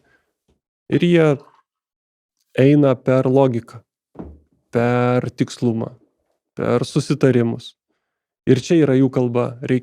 Jeigu norim jiem parduoti, kaip aš sakiau, tada turim parduoti per skaičius, per faktus, per įrodymus ir taip toliau. Bet čia yra tik tai po kelius sakinius. O aišku, realiai tai, visur galima lysti ir giliau. Tai gerai, taip pieškim tą paveikslą toliau, ne? Tai yra tas kvadratas, tu apie analitikus pasakei, kaip patekti į jų širdį, iš esmės, kaip sukurti tą santykį, kaip ir tu pradžiai sakei, ne? Kad tu tiki, kad visi yra orientuoti į santykį. Aš nežinau, ar mes čia buvom on the record ar off the record, kad... Taip, ta prasme, negalim taip visiškai nueiti į kraštutinumus ir sakyti, kad vieniem santykis visiškai nesvarbu. Svarbu, tik tai, ta prasme, pirma rezultatas. Taip. O kitiem, ar rezultatas nesvarbu? Svarbu, bet pirmas santykis. Ok, tai kitais žodžiais, tada cituojant Ernestą Žvaigždiną, kuris irgi čia buvo, man labai patiko jo pasakymas, rasti raktelį į pirkėjo širdį. Tai kitais žodžiais, kaip užmėgsti ryšį arba santykį, arba, žinai, kaip to žmogaus akimis būti, žinai, ar kompetitingu, ar, žodžiu. Tai apie analitiką jau, kur paminėjai, kur rezultuotas į rezultatą. Taip. Analitiškas, atsitraukęs, uždaresnis, mažiau ir mažiau į santykį orientuotas. Tai, tai čia yra ką daryti, o kas užkala tą patekimą į jo širdį, tai tarsi irgi jau biškai užsiminiai, ne? Tai jeigu ten kokie atėjus 15 minučių smoltokint, apie orą šnekėt, klausinėt apie vaikus, greičiausiai tiek net neištemptum su analitiniu. Po 5 minučių būtum išvaryti. Jo, greičiausiai ne, ir jis tave nutrauktų ir užduotų savo klausimus. Ir, jo nervų sistema nepatemptų tiek ilgai. Smoltoko. Tai jis vis tiek būtų orientuotas nes jis orientuotas į rezultatą. Tai smoltoko ir per didelės energijos šitas bendravimo būdas jam netiktų. Tai jeigu taip tokį kalant banalų vinį apie diską, kadangi vis tiek aš žinau, koks mano tipas, tai reiškia, kad man lengviausia bendrauti su tokiais pačiais kaip ir aš. Jeigu čia, pavyzdžiui, jeigu tavo tipas yra ekspresyvus, tai tau labai lengva bendrauti su tokiais pačiais kaip tu ekspresyviais. Arba panašiais į tave. Bet su priešingu tipu tau labai sudėtinga bendrauti. Tai va tas banalus vinis ir būtų tas, kad mum tada lengva parduoti tokiem kaip mes. Bet tokie, kurie skirtingi negu mes, sunkiai. Tai kaip minimum, ta prasme, tada aš įvaldęs dar kelis kitus tipus aš galiu padidinti savo pardavimus 20-30%, o galiu ir Visiškai. 50%. Visiškai. Dar papildant, tai čia ir yra tas, apie ką tu kalbėjai, apie tą sąmoningumą, apie tą refleksiją kiekvieną dieną. Taip. Nes jo, žinai, ten seniau būdavo gajus sakyti, pardavėjai yra tie, kur, žinai, bet ką gali užkalbinti, tokie ten ekspresyvūs, ten geriausiai atidaro duris, nu va tas tai fai, va jis tai pardavėjas, su bet ko čia pašnekės ir visa kita. Ir dievo žinia, jiem gerai seksis, nu, galbūt taip atrodo su nemažai žmonių, bet jeigu eina kalba apie techninius pardavimus, ypatingai kas dabar technical sales yra pakankamai gajų, kur yra kažkokie tai dideli sąsprendimai, korporatyviniai sprendimai, kur kaip tu minėjai, kur pardavimų ciklas gali eiti metus. Ir kai tu kitoj stalo pusėje pirkėją turi visiškai analitinį. Jo, jis gal bus, žinai, jeigu ten bus Skandinavai arba Amerika, gal bus jie atviresni, bus labiau santykių orientuoti. O bet tačiau, nu, vat, vien to, kaip čia, va, tas tai bus geras pardavėjas. To, ką davė žemė, motulė, genai ir tėvai, neužtenka. Ir aš puikiai atsimenu, kai dirbau IT distribucijoje ir vis tiek ten, nu, IT hebra vis tiek labiau buvo į skaičius, į duomenis. Taip. Ir, nes jų natūralus tipas, analitinis. Natūralus tipas, jo. Ir aš puikiai atsimenu, kada, o man atrodė, žinai, jeigu aš tiesiog žiauriai fainiai bazarinsiu, žinai, ten tembrą turiu, charizmos turiu, man visos duris bus atidarytos. Ir aš atsimenu, kai atvarau ir tokių ne vieną pokalbį esu turėjęs. Atvarau, va taip, va, žinai. Sėdi ir, žinai, ten nulis ekspresijos, visiškai plyta ir man signalas yra, kad, nu, tada viskas blogai. Nu, nes jeigu nesišypso, tai, nu, tiksliau, pirmas, nu, tai lopas, žinai, kas jam yra, kas čia bendrauti nenori. Ir aš ten kažką ten smoltokinu, ten kažką pasakoju ir gražiai, nepertraukė, nes tie, nu, iš analitiško tipo, tai galėtų, girdi, nebemaltų, einam prie reikalo. Taip, teisingai. O iš to analitinio, tai kaip ten dėl tų skaičių, žinai, ir ten aš galėjau būti bet ką papasakojęs. Jam nelabai rūpi, ką tu pasakai prieš tai 15 minučių, kurias jisai prakentėjo. Okay. Išgirdau. Okay. Tai kaip dėl to kito ketvirčio planavimo, rebeitai, procentai, atvykimai, SKU, jo, tai čia buvo įdomus patyrimas ir aš labai ant savęs atsimenu tą, kad kada atėjo toks man suvokimas, okei, su tuo, ko man gaunas natūraliai, tai man jau ir gausis natūraliai. Taip. Ir ten, nu, aš galiu irgi kažkiek to konversiją padidinti, bet iš esmės... Dėl technikų. Jo, dėl būtent. Supratimo. Bet santykiai jau užmesgiau, tai tada, žinai, ten produkto įsigilinimas, jų poreikio geresnis įsigilinimas, iš esmės produkt fitas ir techniniai dalykai. Bet santykis jau yra.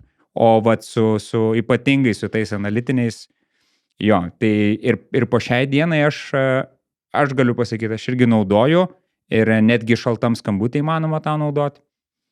Labai aiškiai, aišku, kartais ten galima nulėkti ir nupulti, nes, žinai, netgi ir toks kaip tu, jeigu tau paskambins kažkas, kai tu esi kažkur ten greitai veiksme, tu gali, klausau, nusakykit. O bet tačiau, žinai, vis tiek yra tos paklaidos, bet turim Pareto principą, ne? Nu, tai tuo vadovaujantis šaltuose skambučiuose išgirdus, jeigu kažkas šneka greitai, okei, tai čia tada skriptas visai kitas įsijungia, straight to the point, jokių ten laba diena, kaip sekas, nieko, aiškiai pridėtinė vertė, product fitas ir that's it. Bet per šaltą skambutį iš vis tavo tikslas yra tik tai parduoti susitikimą, nieko daugiau. Jep. Ir kartais čia ne produktą. Jo, ir kartais čia vat, nu, žinai, netgi tokiam atrodytų mažam kelio etape, kuris yra pavadinimu pardavimo ciklas, čia galima užkalti duris pas kažką forever. Taip. Ir kaip tu sakai, galima tą tipą atpažinti ne tik tai gyvai bendraujant, bet gali ir telefonu, ir netgi mailu. Man patinka, kai aš gaunu kažkokį tai bendravimą su D tipu,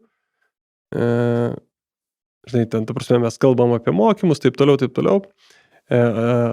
nusiųskit pasiūlymą, okei, mes ten įsiaiškinam poreikį, nusiuntėm pasiūlymą ir gauni iš jo vieną žodį, darom.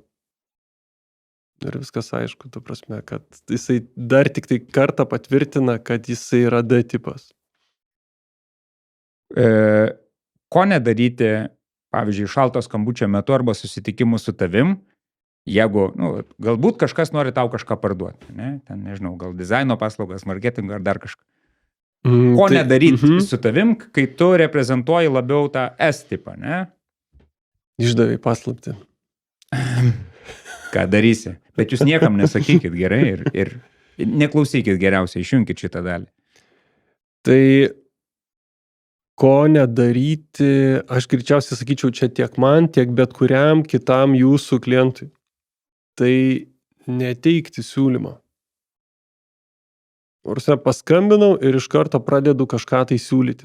Ta prasme, bet čia su bet kokiu tipu. Taip, čia su bet kokiu. Okay. Aš ir sakau, čia taisyklė apskritai visiškai galiojanti. Bet jeigu kalbam dabar, bet jeigu kalbam apie S, ne?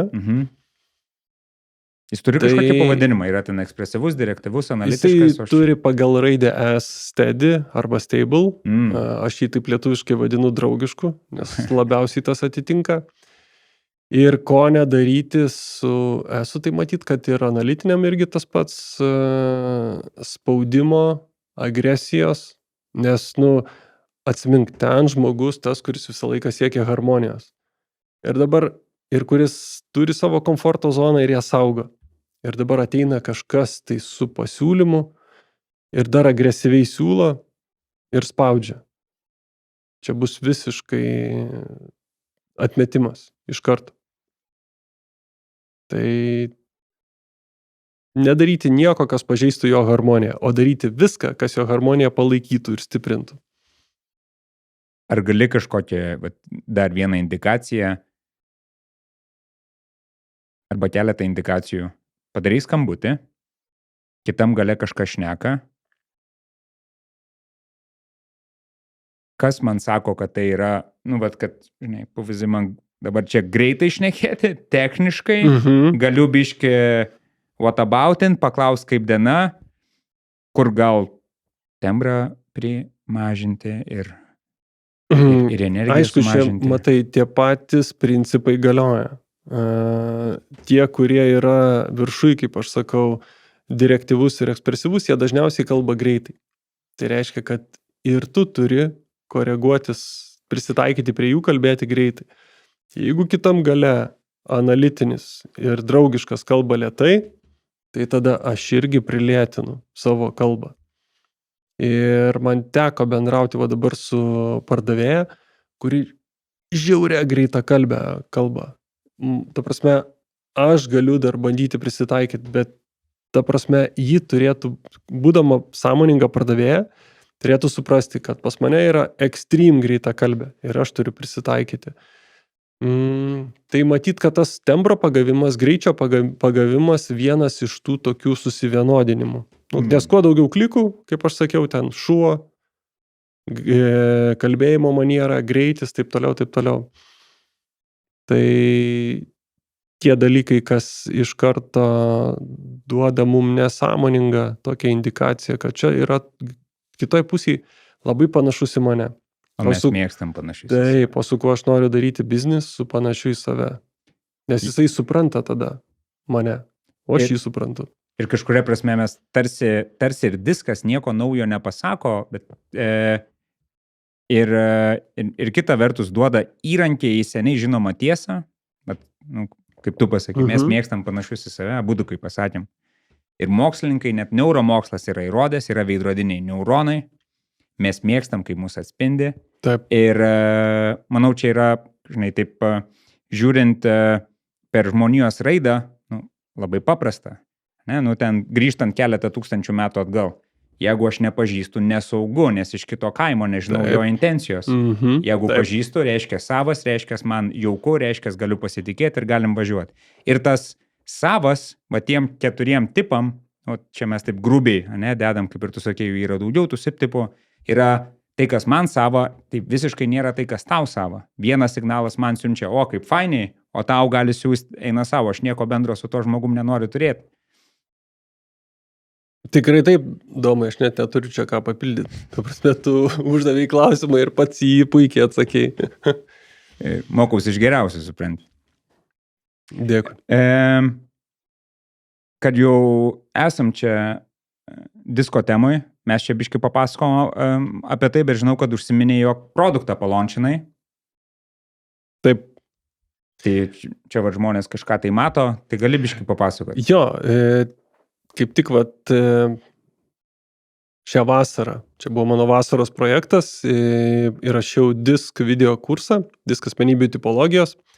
Tai realiai yra sutrauktas vienos dienos mokymų turinys, programa į 6 dalis, grubiai plus minus po pusvalandį, tai reiškia, kad 3 valandas. Ir tai, ką mes darom per mokymų dieną, galima atlikti pačiam, pereiti, įvaldyti per 3 valandas. Aš, aišku, rekomenduoju po pusvalandį kiekvieną dieną ar kas antrą dieną, nes po kiekvienos dalies yra tam tikros užduotis. Tokiu būdu, kad aš praktiškai galėčiau šitą metodą suprasti ir įvaldyti. Reiškia, kad aš pirmiausia galėčiau gebėti atpažinti, o su kokiu asmenybės tipu aš bendrauju. Antras dalykas, aišku, kad aš pažinčiau ir save, nes žmonėm įdomiausia apie save. Man neįdomu apie kitus, man įdomiausia apie save. Tai aš suprantu save. Yra toks mini testukas ir kitas labai svarbus dalykas, tada aš gaunu gairias, kaip su kuriuo tipu aš turiu bendrauti. Tam, kad susitarti, tam, kad padidinti savo konversijos kokybę. Ir čia kalbam ne kiekybę, o kokybę. Ir kaip aš sakiau, ta banali vinis, kad aš žinočiau, kaip bendrauti su kitais tipais, kur man yra, kaip aš sakau, čia tokios gal biški užsienio kalbos, truputėlį, kita, ne mano įgimta, kaip su jais, kokios yra tos komunikacijos rekomendacijos, pardavimo rekomendacijos. Bet čia tas įrankis, mes kaip ir kalbėjom, jisai universalus, jisai ne tik pardavimam. Įmonėje, organizacijai, kad aš žinočiau, o kokie yra kolegos, o kaip su jais bendrauti, o kokie jų tipai, o kaip su jais susitarti. Tai per šitas visas 6 dalis pereinant, jūs garantuoju 100% įvaldysit šitą metodą, o jeigu neįvaldysit, skambinkit man. Tai ką mes čia turim? Mes turim QR kodą, kuris nuves jums į šitos mokymus ir man čia pristatyti toliau sąlygas, ar tu, Domai? Taip, teskite. Man. Ok, tai šita programa kainuoja 189 eurai plus PVM, bet su Domu mes sutarėm, kad šitai auditorijai, kurie žiūri šitą podcastą, mes darom special dealą, special offerį ir duodam 48% nuolaidą. Su šituo kodu pardavimai 48, jūs gaunat 48% nuolaidą ir tai yra limited offeris. Tai reiškia, kad 25 pirmieji tie, kurie šitos mokymus nusipirks, gaus šitą spec kainą. Toliau nežinau, skambinkit man arba Domui. O toliau vis tiek turėsit galimybę už labai, labai gerą kainą įgyti įrankį, kuris jums gali padidinti pardavimus. Jeigu bent 1%, tai tas 100 kiek? 108? Originali kaina. 189, o su šituo kodu pardavimai 48,99 plus PVM. Tai žinai, 1% padidinus konversiją, tas 189 eurai, greičiausiai atsipirks per kokį 15 minučių. Tai either way, it's an amazing deal, bus labai įdomu tą produktą patestinti. Ir judam toliau. Tai judam toliau. Mindaugai, žinai, toks milijono dolerių vertės klausimas. Visų jo klausiu, ko nepamirštu. Tavęs paklausiu. Tai pardavėjų gimstama ar tampama? Gerų pardavėjų. Mano atsakymas toks, kad pardavėjų gali būti kiekvienas, Aš šitą sakau iš patirties, iš praktikos. Tai, ką aš matau. Mes gimstam su savo softiniam savybėm, kurios tinka pardavėjo roliai, funkcijai, darbui. Bet jas galima ir išsiugdyti. Tai reiškia, kad aš gaunu kažkokį tai užtaisą su krauju, kuris vis tiek tinka pardavėjo darbui. Nesvarbu, kokį aš gausiu. Aš galiu būti ramus, nekalbus, labai techniškas ir aš matau tam tikrose techninėse profesijose žmonės, sako, pas mus inžinieriai pardavėjai. Sakau, valio, čia patys geriausi pardavėjai, nes jiem lengviausia parduoti, nes jie yra techniniai žmonės ir jie pardavinėja per konsultavimą, per sprendimo pardavimą. Tai, o šitie žmonės apie save sako, aš nepardavėjas, aš nekenčiu pardavimų. Tai sakau, nepardavinėk, viskas fainai. Ir yra žmonės priešingi, kurie turi labai stiprų energetinį užtaisą, jie mėgsta kalbėti, jie mėgsta klausti, jie išsiugdė, kad jie gali ir klausti, ir girdėti. Ir ta prasme, turi pakankamai empatijos ir jie irgi yra puikūs pardavėjai. Tai aš taip darau išvadą, kad nesvarbu su kokiu softu ir su kokiu užtaisu mes gimsim, bet mes kiekvienas galim būti pardavėjų ir nesvarbu, koks mūsų požiūris į pardavimus. Galiu istoriją trumpą. Žinoma. Nuėjau į kirpyklą ir pardavėja, mes taip, taip kalbam su pardavėja ir sako, ką tu veiki, čia taip ir taip, sakau, pardavimuose. Sako, aš nekenčiu pardavimų. Vat, sako, atvežė man stovą, šampūnų tiekėjas ir sako, man reikia dabar juos pardavinėti. Nekenčiu, negaliu, nemoku. Tai aš sakau, nepardavinėk. Sakau, o ką tu galvoji apie tos šampūnus? Sako, šiaip faini, geri, viskas tvarkoja. O aš ten dar kažkokių klausimų paklausiau, sakau, o tu rekomenduoji klientam, perka? Jo, perka. Sakau, tai tu nepardavinėk, tu tik tai paklaus, ką jie naudoja, kaip, ar jie žino šitą produktą, kokių dalykų jie iš to šampūno nori ir taip toliau, kas jiem yra vertė, kas jiem yra problemos sprendimas ir sprendimo būdas. Ir sakau, tiesiog pasakyk, kad šitas šampūnas kaip tik tai ir yra tas sprendimas jum. Tai jūs tiesiog išbandykit, ištestuokit vieną kartą. Viskas, sakau, nepardavinėk. Tu, sakau, vis tiek klausia tavęs, koks čia geresnis, kokį tu rekomenduotum, klausia. Tai viskas, tu suteik tą konsultaciją. Nepardavinėk. Padėk žmogui išsirinkti. Bum, viskas. Tai mano akim pardavėjų gali būti kiekvienas ir tas savybės, kurias mes turim, tą savo ilgą atsakymą reziumuoju, jas išnaudoti galiu pačiu geriausiu būdu ir pardavimai kas yra? Pagalba žmonėm. Padėkim jiem. Viskas. Dažniausiu atveju 80% pardavimų pasaulyje, kurie vyksta, yra problemų sprendimas. Tai padėkim jiem išspręstas problemas. Nebent pas tave ateina pirkti Porsche arba kelionę aplink pasaulį. Tai tada tu pardavinėjai svajonės. Tai tada padėk jam išpildyti svajonės. Žinai, čia įvairiai galėtume pažiūrėti, jeigu reikia Porsche, tai galbūt vis dėlto padeda kažkokią problemą išspręsti arba reikia bėgti aplink pasaulį. Bet neikim to keliu. Kaip tik norėjau klausti, ką tau reiškia žodis pardavimai. Tu tarsi jau atsakei vieno, bet galbūt dar gims kažkoks kitas žvilgsnis. Nes jeigu taip plačiau, žinai, išsizumauti nuo profesijos, bet bendraja prasme. Man pardavimai yra pagalba. Tai reiškia, kad aš padedu klientui.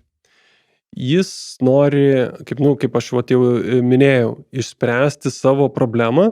Tai reiškia, kad aš padedu, mano produktas arba mano paslauga yra sprendimas jo problemai. Gali būti dar, ta prasme, Čia vis tiek esmė, aš taip galvoju, pardavimų.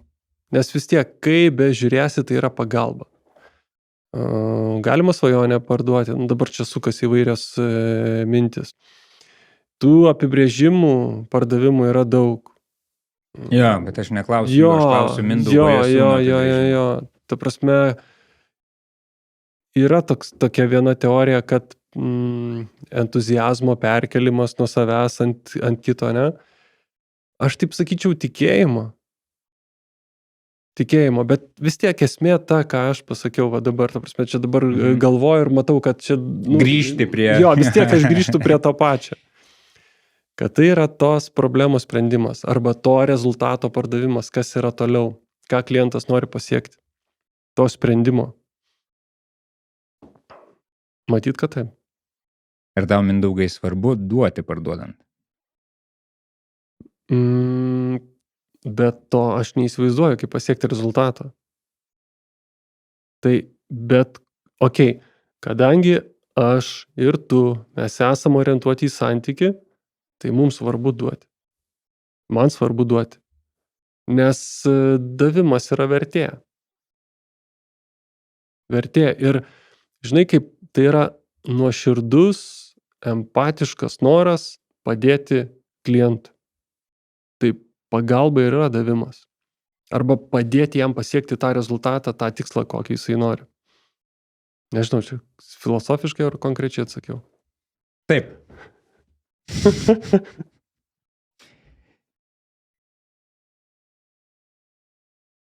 Čia tikiuosi, kad arba natūraliai vėl kažkaip sugretinsim su tuo, ką prieš tai šnekėjom ir apie ką tavo dovana mūsų klausytojom ir kam tu skiri nemažai laiko, diskas.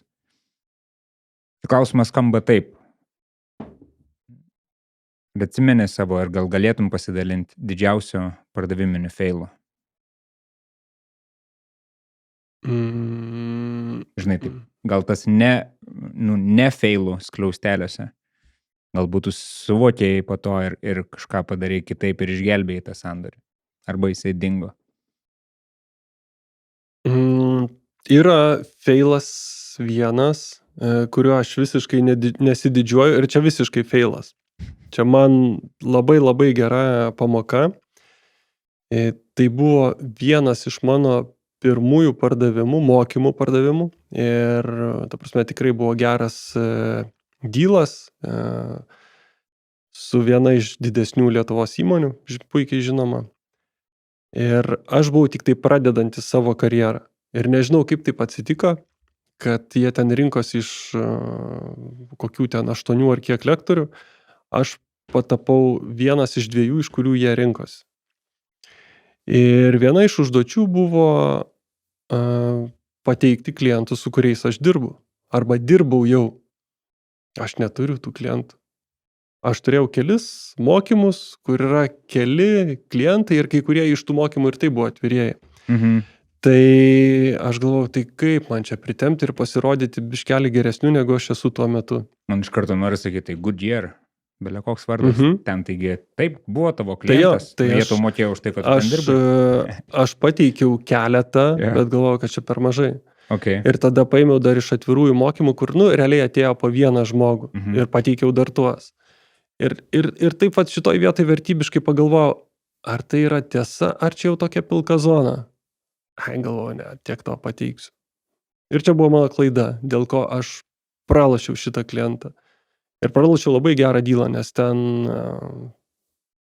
kalbėjom ne apie 10 000 eurų. O kai tu sakai klaida, tai jie pasitikrino tos referensus ir suprato, kad tu su tom įmonėm nedirbai? Ne, aš su jom dirbau, bet ten, žinai, kaip tai nėra fair. Aš dirbau su vienu žmogum. Atėjo iš tos, tai buvo to žmogaus iniciatyva ateiti į mokymus. Taip. Aš nedirbau su ta įmonė, nedirbau su jos grupė. Jie tau taip ir pasakė, kad Mindaugai, Tarp eilučių taip. Okay. Tai čia aš atvirai sakau, feilas, pilka zona ir aš puikiai žinau, kokia tai man pamoka. Tai jeigu taip dabar sąmoningai pardavėjam pasakyti, kad sąmoningas pardavėjas pasimokytų ne iš savo klaidų, iš mano, sakykit taip, kaip yra. Kaip aš labai daugelį situacijų sakau, ir pardavimuose, ir nepardavimuose. Pats geriausias dalykas neprikurti kažko tai, ko nėra. Sakykit taip, kaip yra. Ir kita pusė jinai nuoširdžiai supras ir priims. Ir tai bus kaip tik pliusas, o ne minusas. Gal atsimeni ypatingai sunkų sandorį, kuris įvyko gale, bet tau kainavo įvairių pastangų. Galbūt tai buvo, žinai, irgi susijusia su disko dalykais, žinai, kada tu ateini, nu, čia aš jau fantazuoju, kada ateini pas klientą, kuris tu žinai, kad turi poreikį 100%, ten padangom arba darbo rūbom ar kelimėliam, bet taip neįmanoma ras kalbos ir aišku, pirma mintis tai debilas, ten kita pusė. Tarp kitko, kad jau prieš nekom apie šitą, aš kaip ekspresyvaus tipo, tai galiu biškį nuklys sau leisti. Jo, tai jeigu jūs galvojat apie kažkurį tipą, nu va čia išgirdot, gal jau pasidarėt, gal jau mokymų, gal jau susistabdėt podcastą, nusipirkot mokymus Mindaugo ir kažkiek praklausot arba pasigūglinat, skaitot apie kažkokį tipą ir galvojat, nu vaflis, ne? Nu nesąmonė. Tai taip nėra, nes tas kitas tipas greičiausiai taip pat galvojat apie jūs. Tai va, tai grįžtant prie mano klausimo, galbūt buvo kažkoks tai toks momentas, žinai, kada, nu va, poreikis yra kaip pavyzdį, ne, ir tikrai reikia, bet neįmanoma susišnekėti ir tada tau reikėjo lipti labai per save, kad ten, žinai, sako, sunkiausia yra su tais kryžmai visiškai priešingais. Taip. Tai jeigu esi tas mano, kuris labiau išreikštas, tai tarsi su analitišku labai sunku, taviškiam su direktyviu labai sunku, tai ir atsimeni kažkokį tokį pasakojimą. Aš, žinai, kaip mano tipui yra, man asmeniškai, anksčiau buvo sunku su tais pačiais analitiškais ir direktyviais. Tai turėjau ir tokį, jie nebuvo ten dideli dylai ar taip toliau, bet iš emocinės pusės aš prisimenu, kaip buvo sunku atstovėti pirmus kartus, pavyzdžiui, direktyvų dominuojantį, kurio visi klausimai yra orientuoti į rezultatą, pas kurį nėra jokio small talko, kuris valdo pokalbį ir bando tave patikrinti, ar tu esi tokio pat lygio, esi savo srities profas ar ne. Nes jie mėgsta, ar alfa ar beta. Taip, nes jie mėgsta daryti biznį tik tai su sau lygiais, su kietais. Tai jie tave, ta prasme, sąmoningai, nesąmoningai tikrina. Tai va buvo tikrai ne viena tokia situacija, kur pradžiai tau yra nekomfortas, tau sunku. Bet kai tu pasterniruoji vieną kartą, antrą, trečią kartą, tai tampa norma. Ir lygiai taip pat su direktyviais. Aš pamenu, su analitiniais. Aš pamenu dar tam pačiam Goodyear'e dirbant, aš turėjau tokį trumpą pokalbį su finansų vadove, švedė. Aš sakau, žiūrėk, čia mes padarysim Pabaltijai čia tokį renginuką klientam. Čia mums keletą tūkstančių reikia eurų, čia mažas biudžetas, taip toliau, bet mes padarysim jie mokymus, padarysim tokį truputėlį eventą, truputėlį fan ir pardavimai va taip, zup į viršų. Ir jinai, o tai kodėl tau būtent tokio reikia biudžeto, o koks bus return on investment, o kuo tu įsitikinęs ir kuo tu grindi, kad čia bus tokia sėkmė ir per kiek laiko ir taip toliau. Ir aš galvoju, kad tu čia manęs dabar klausinėjai, tiesiog duok tuos kelis tūkstančius eurų ir mes čia padarysim. Nu, aš atėjau iš tokios, žinai, gal S arba ekspresyvios daugiau pozicijos, o čia visiškai analitinis. Tai taip, kartais mes ir man sunku buvo su jais, kai tu gauni tokius, atrodo, puolamus klausimus. Tau jie atrodo, kad tave puola, jiem atrodo Mindaugas nerimtas, taško pinigus. Taip, o jiem atrodo, čia normalus klausimas. O ko tu čia dabar, kas čia tau nepatinka, arba dar blogiau, kai žmonės tada pradeda gintis, kad arba teisintis, o tada jie iš karto mato, kad ne, čia no match. Tai va, tai man, jeigu kalbant apie dylus, vėl grįžtamės kažkodėl tą diską, tai su personalijom buvo sunkiau tokiam, bet kai tu žinai kaip, pasitreniruoji kartą kitą, viskas tvarkoja. Perinant prie edukavimuose, pats jau užsiminėjai, kad tavo galva geras pardavėjas yra tas, kuris pačioje dar pradžiai, tas, kuris yra sąmoningas ir gali ir iš savo dalykų, iš savo patirčių, kas įvyko šitam susitikime, kas įvyko šiandien, kas įvyko šią savaitę, retrospektyviai pažiūriu, čia buvo mano tikslai, mano rezultatai tokie, kodėl, ką galėjau pakeisti. Žinai, ir vat vieną iš edukavimosi būdų, tai mes jau žinom, paskambinti Mindaugui arba tą produktą, žinai, nusipirkti. Bet ką tu dar išskirtum? Kas tau pačiam yra padėję gyvenime? Galbūt atrakinę kažkokius tai matymo kampus? Tai čia galim plačiai, žinai, pažiūrėti. Galbūt kažkoks ten YouTube video tave inspiravo, galbūt kažkokie tai, galbūt kolega kažkokie pardavimų treneri, žinai, parekomenduosi čia. Ir prie to pačio pridėkim dar ir knygas. Ok, tai šiaip viena labai paprasta knyga, labai lengvai skaitosi, aš manau, kad gal net, aš taip galvoju, dauguma net ją perskaitė, bet tie, kas neskaitė, tai tikrai rekomenduoju Dievas keliauja inkognito. Atrodo visiškai ne apie pardavimus, bet tai visiškai apie pardavimus. Šitą knygą rekomenduoju.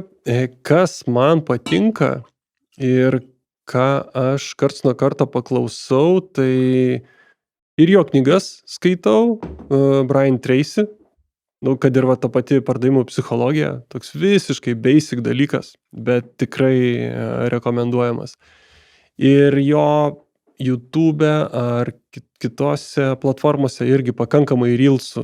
Ta prasme, kadangi aš jį seku, tai karts nuo karto paklausau. Ta prasme, ir apie, ne tik apie pardavimus, bet ir apie saviugdą. Pas jį labai daug gerų metodikų, daug gerų patarimų ir toks jisai absoliučiai čia žinomas žmogus šitoj sferoj. Iš filmų galiu papasakoti tokią istoriją. Aš kadangi mėgstu žiūrėti filmus, kurie yra paremti tikrais įvykiais, tiesiog ieškau jų. Ir prieš gerą pusmetį žiūrėjau vieną filmą, išsirinkau, angliškai jisai vadinasi Professor Marston and Wonder Lady. Arba Profesorius Marstonas ir nuostabioji moteris, čia verčiasi taip lietuviškai. Aš tiesiog ieškojau filmų, kurie yra paremti tikrom istorijom. Ir pradėjau žiūrėti, lyg ir užkabino, lyg ir fainas. Ir vienoje iš pirmų scenų aš matau, kaip profesorius valstijų universitete, čia dar prieš karą, jisai rašo ant lentos disk. Ir aš taip galvoju, kas čia dabar, ko aš nežinau. Ir tikrai rekomenduoju šitą filmą pasižiūrėti, nes tai yra tikrais faktais paremtas filmas apie disk metodo išradėją. Dar ką tik klausai, kaip mes čia grįžtam prie disko, bet... Pasiduodu. Ką reiškia ne tik pardavėjas, bet ir marketingistas. Ponės ir ponai, pasimokykit. Ir ta prasme, labai faina man buvo šitą filmą žiūrėti, nes aš žinojau, kas išradėjas, žinojau, kad jisai parašęs knygą Emotion of Normal People, kokiais 1932, plus minus, tai čia vos ne prieš 100 metų. Bet žinojau, kad jisai melo detektoriaus išradėjas, bet nežinojau labai įdomaus intriguojančio fakto apie jį. Kad pasirodo jis gyveno vienu metu su 2 moterim, visi 3 draugiškai, o jeigu iš tiesų jie gyveno 7, nes kiekviena moteris turėjo po 2 vaikus nuo jo. O. Čia dar kita tokia istorija, intriga apie disk metodo išradėją ir taip toliau, taip toliau. Nes kažkaip jiem reikėjo su visais susikalbėti. Jo, greičiausiai dėl to. Tai gerai, dar tada gal paskutiniai tokie filmai, kuriuos rekomenduoju, galvoju, gerai, klasika, pardavimų klasika. Domai, spėk, koks filmas yra pardavimų klasika? Geras klausimas. Martino Scorsesės Wall Street'o vilkas. Okay. Nes man Boiler Roomas į galvą ir tas kitas yra su... Ne Ashtonas Kutcheris, tas kitas toksai žinomas iš 90s, 2000-ųjų, nežinai apie ką aš neku, kur ABC rašė, Always Be Closing, bet čia iš Boiler Roomo, man atrodo. Jo, žinau, kurį aktorių tu minty, kuris netyčia per filmavimą iššovė ten ir kažką tai liktai. Baldwin. Ja, Bet nežinau, ar čia iš Boilerumo, nes ir yra dar kažkoks su kitokiu pavadinimu panašus filmas. Ok, Polstryto vilkas. Jo, ir dar, žinai, kokį vieną filmą prisiminiau, bet jisai senas kaip pasaulis, nes aš irgi tik jaunai atrodau, o esu jau šiek tiek pagyvenęs. Tai, man atrodo, jis vadinasi Praktikantai. Apie 2 irgi šaunius aktorius ir ten yra tas kartų konfliktas, kur ateina į berods, kad į Google dirbti, ieško naujų talentų ir ateina visi ten 18-20 metų ir ateina 2 40-mečiai.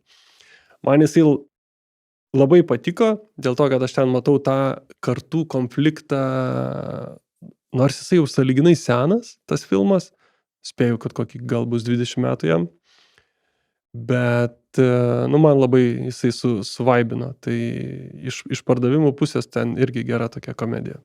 Geras. Nežinau kodėl, bet kai tu pasakei klasikinis filmas ir man kažkaip taip užsicinkino, negaliu to nepasakyti, galvoju irgi vienas iš kampų, kurio galima pasimokyti, yra klasika Forestas Gampas. Aš galvoju, ten yra hollywoodiška, aišku, ten yra perspausta ir patirštinta, bet ten žmogus su, realia įrodymų ir diagnozė, kad jo IQ yra žemesnis negu įprastas, bet kiek, buvimas čia ir dabar, tikėjimas tuo, ką darai, kiek į tolį nunešė. Ir manau, kad to dažnai mes galėtume to žemiškumo pasimokyti pardavėjai. Ką manai? Tikrai taip. Ir dabar, kai tu pasakei, man prisiminė dar vieną istoriją, arba kam įdomu viešas kalbėjimas, galėčiau rekomenduoti dar vieną žmogų. Ir labai dažnai atsitinka tokie dalykai, kad tas žmogus, tas jaunuolis, jisai gyvena Australijoje, bet jisai kilęs iš Vietnamo, jo tėvai kilė iš Vietnamo ir jisai buvo toks užguitas, įsivaizduok, vietnamietis, kuris auga, mokosi australų mokykloje. Tai aišku, kad jis yra kitoks, aišku, kad jis yra nedrasus, aišku, kad jis yra, toks susigūžęs. Ir dabar jisai yra vienas iš top speakerių pasaulyje. Jo pavardė ganėtinai tokia keista, aš galėsim paskui užrašyti, kad... Gerai, įdėsim bačial man, tai gerai? Jo, Wim Gang, man net sunku ištart, nes ten daug NH raidžių ir taip toliau. Tai čia klasikinė, sakyčiau, istorija. Fainai. Varom, Mindaugai, jau labai pabaiga. Smagu šnekučiuotis, kaip visada su tavim. Abipusiai. Ačiū.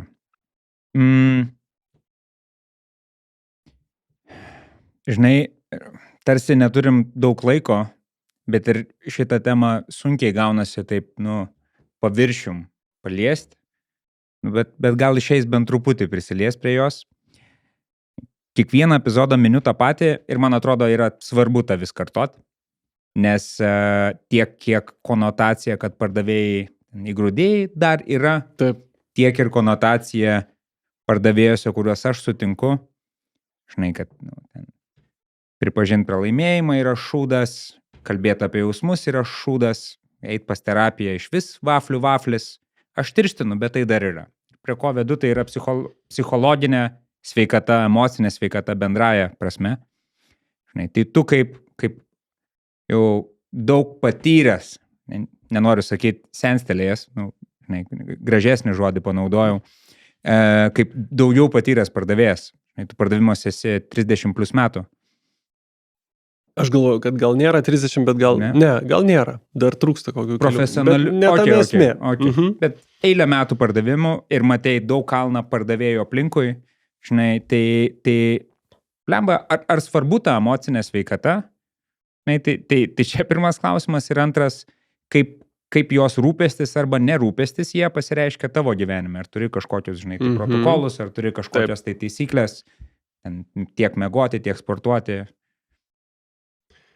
Tai ar svarbu emocinė sveikata pardavėjo gyvenime? Absoliučiai taip, nes, kaip aš sakau, vis tiek mes gaunam kiekvieną kartą iš kliento gaudami ne, gaunam tokį adatėlės mažą dūrį į kūną. Ir tai skauda, suskausta. O jeigu per dieną tu gauni 5 kartus, 10 kartų tokių adatėlių, tai, ta prasme, tai tu to skausmo kaupi ir kitą kartą, kai tu eini kalbėti su klientu, vėl tu bijai, kad tą adatėlį įdurs.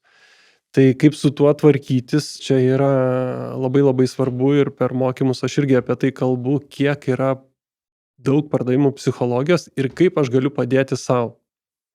Kad negauti arba kaip tvarkyti su tom adatėlėm. Kaip su tuo skausmu, nes šita dalis tai tikrai labai labai svarbi. Bet dabar jeigu perverčiant tai, pardavimai iš pardavėjo perspektyvos yra, kas ten laimi, mano akimis ten laimi disciplina. Tai reiškia, kad aš darau tuos pačius veiksmus per dieną, per savaitę, per mėnesį, nes mane galiausiai ta konversija, veiksmų konversija atveda skaičiai ir kokybė, kiekybės konversija, kokybės atveda iki mano tikslo. Ar tai mano mėnesio tikslas, ar mano ketvirčio, ar mano metų. O kaip aš su tuo tvarkausi, tai discipliną įsivedu į savo gyvenimą. Tai mano kiekvienas rytas prasideda mankšta ir mano draugė dar vakar irgi sako, sako, mane tu vis stebini, kaip tu pastoviai darai tą patį. Tai šaltas dušas, kada aš nesloguoju.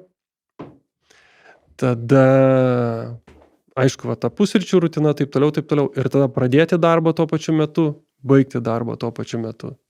Ir daryti tuos pačius veiksmus, kurie man atneša rezultatą. Ten, aišku, kiti dar dalykai, higieniniai. Turi įsivertinti, ar aš tikrai darau šiandien tai, kas man duoda rezultatą arba artina. Ar darau visą kitą aplinkui, tam, kad nedaryti, kas man iš tiesų neša rezultatą. Tai čia tada kitaip, ar aš sabotuoju save, ar einu link tikslo. Atsakiau klausimą. Mano per ilgi atsakymai, taip. Žiūrovai ir klausytojai vertins. Kad jau užsiminiau apie tai, tai galim kartu paprašyti, kad kažkaip nepašykštėtų hebra, kad jeigu nori sureaguoti kažkur į tave, ar į mano pasakymą, ar į mūsų bendrą kažkokį tai sukumuliuotą, kad paliktų tą komentarą. Jo, palikit komentarą. Žinai, koks pardavimuose geriausias klausimas? Tai paklauskim geriausio klausimo pardavimuose. Palikit komentarą, kas jums labiausiai patiko šitam podcast'e. Okay. Čia buvo toks liepinys su komentaro atvistu. Okay. Geras šitas. Tu dar turėsi progą parodyti savo pardaviminius sugebėjimus, nes mes turim tokią naują rubriką, apie kurią dar tu nežinai. Mes introducinam. Įvedžiau šitą rubriką keletą epizodų atgal, dar nei vienas iš jų neišėjo. Ir prieš tai nusifilmavęs žmogus, Erikas Mališauskas, jis prieš tai gavo užduotį nuo kažko kito, žodžiu, taip ir keliavo. Tai forma tavo norima, tikslas yra, o kaip tu tai parduotum? O toks bendras klausimas. Okay. O kaip tu parduotum šitai? Tai tau klausimas yra, kaip parduotum pardavimui podcastą. Ne aš sugalvojau, prisiekiu. Kaip parduočiau pardavimui podcastą? Gali, jeigu reikia, ramiai pagalvoti. Ne, aš garsiai galvosiu, gerai? Garsiai galvosiu. Tai pirmiausia, ką aš daryčiau, tai išsigryninčiau, o kas yra ta auditorija? Kas yra mano tas ICP, ne? Ideal Customer Profile. Tai kas yra mano lydsai? O tada kokiais būdais aš su jais kontaktuočiau? Ir, žinai, taip tradiciniu būdu aš tada kontaktuoju, parduodu susitikimą, greičiausiai šaltų skambučių. Parduodu susitikimą, o susitikimo metu aiškinos jo pain pointus. Kas jam skauda, kokios vertės, kokio rezultato jisai ieško ir tada parduodu šitą pardavimo podcastą kaip sprendimą. Geras. Tai čia aš garsiai tai pagalvojau, kaip atrodytų pagal elementariai pardavimų procesą. Ok, Nice, ir aš dar praplėsiu biškį. Praplėsk. Atsiverčiau tą užduotį ir gal galėtum atsakyti į mano klausimą, pradėdamas, jum reikėtų užbaigti žiūrėti šitą įrašą iki galo, nes. O čia dabar iš bet kurios pusės kampo gali tai buvo improvizuoti. Suformuluota. Kodėl žmogus turėtų išklausyti tavo ir Domo pokalbio iki galo, tai aš tavęs prašau, jeigu tu atsakysi taip, aš galėsiu intro labai fainiai įdėti, tai gal gali nuo šitų žodžių pradėti. Jo. Nes ką jūs gausit? Aš atsiprašau, Mindaugai, dar kartą, gali pradėti nuo žodžių? Tu arba jūs turėtumėt užbaigti žiūrėti šitą epizodą iki galo. Supratau. Gerai.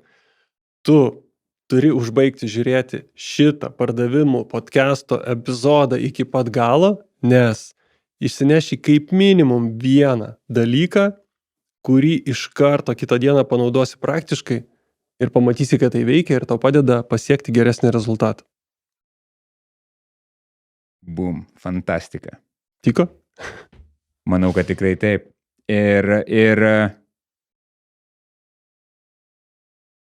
Ir dar prieš pat atsisveikinant, įsivaizduok, kad turi burtų lazdelę. Tu daug jau dalykų prišnekėjai ir kaltų mes čia prišnekėjom ir patarimų ir visą kitą.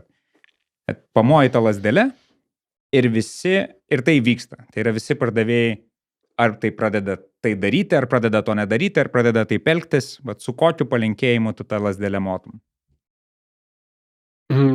Visiškai paprastas dalykas.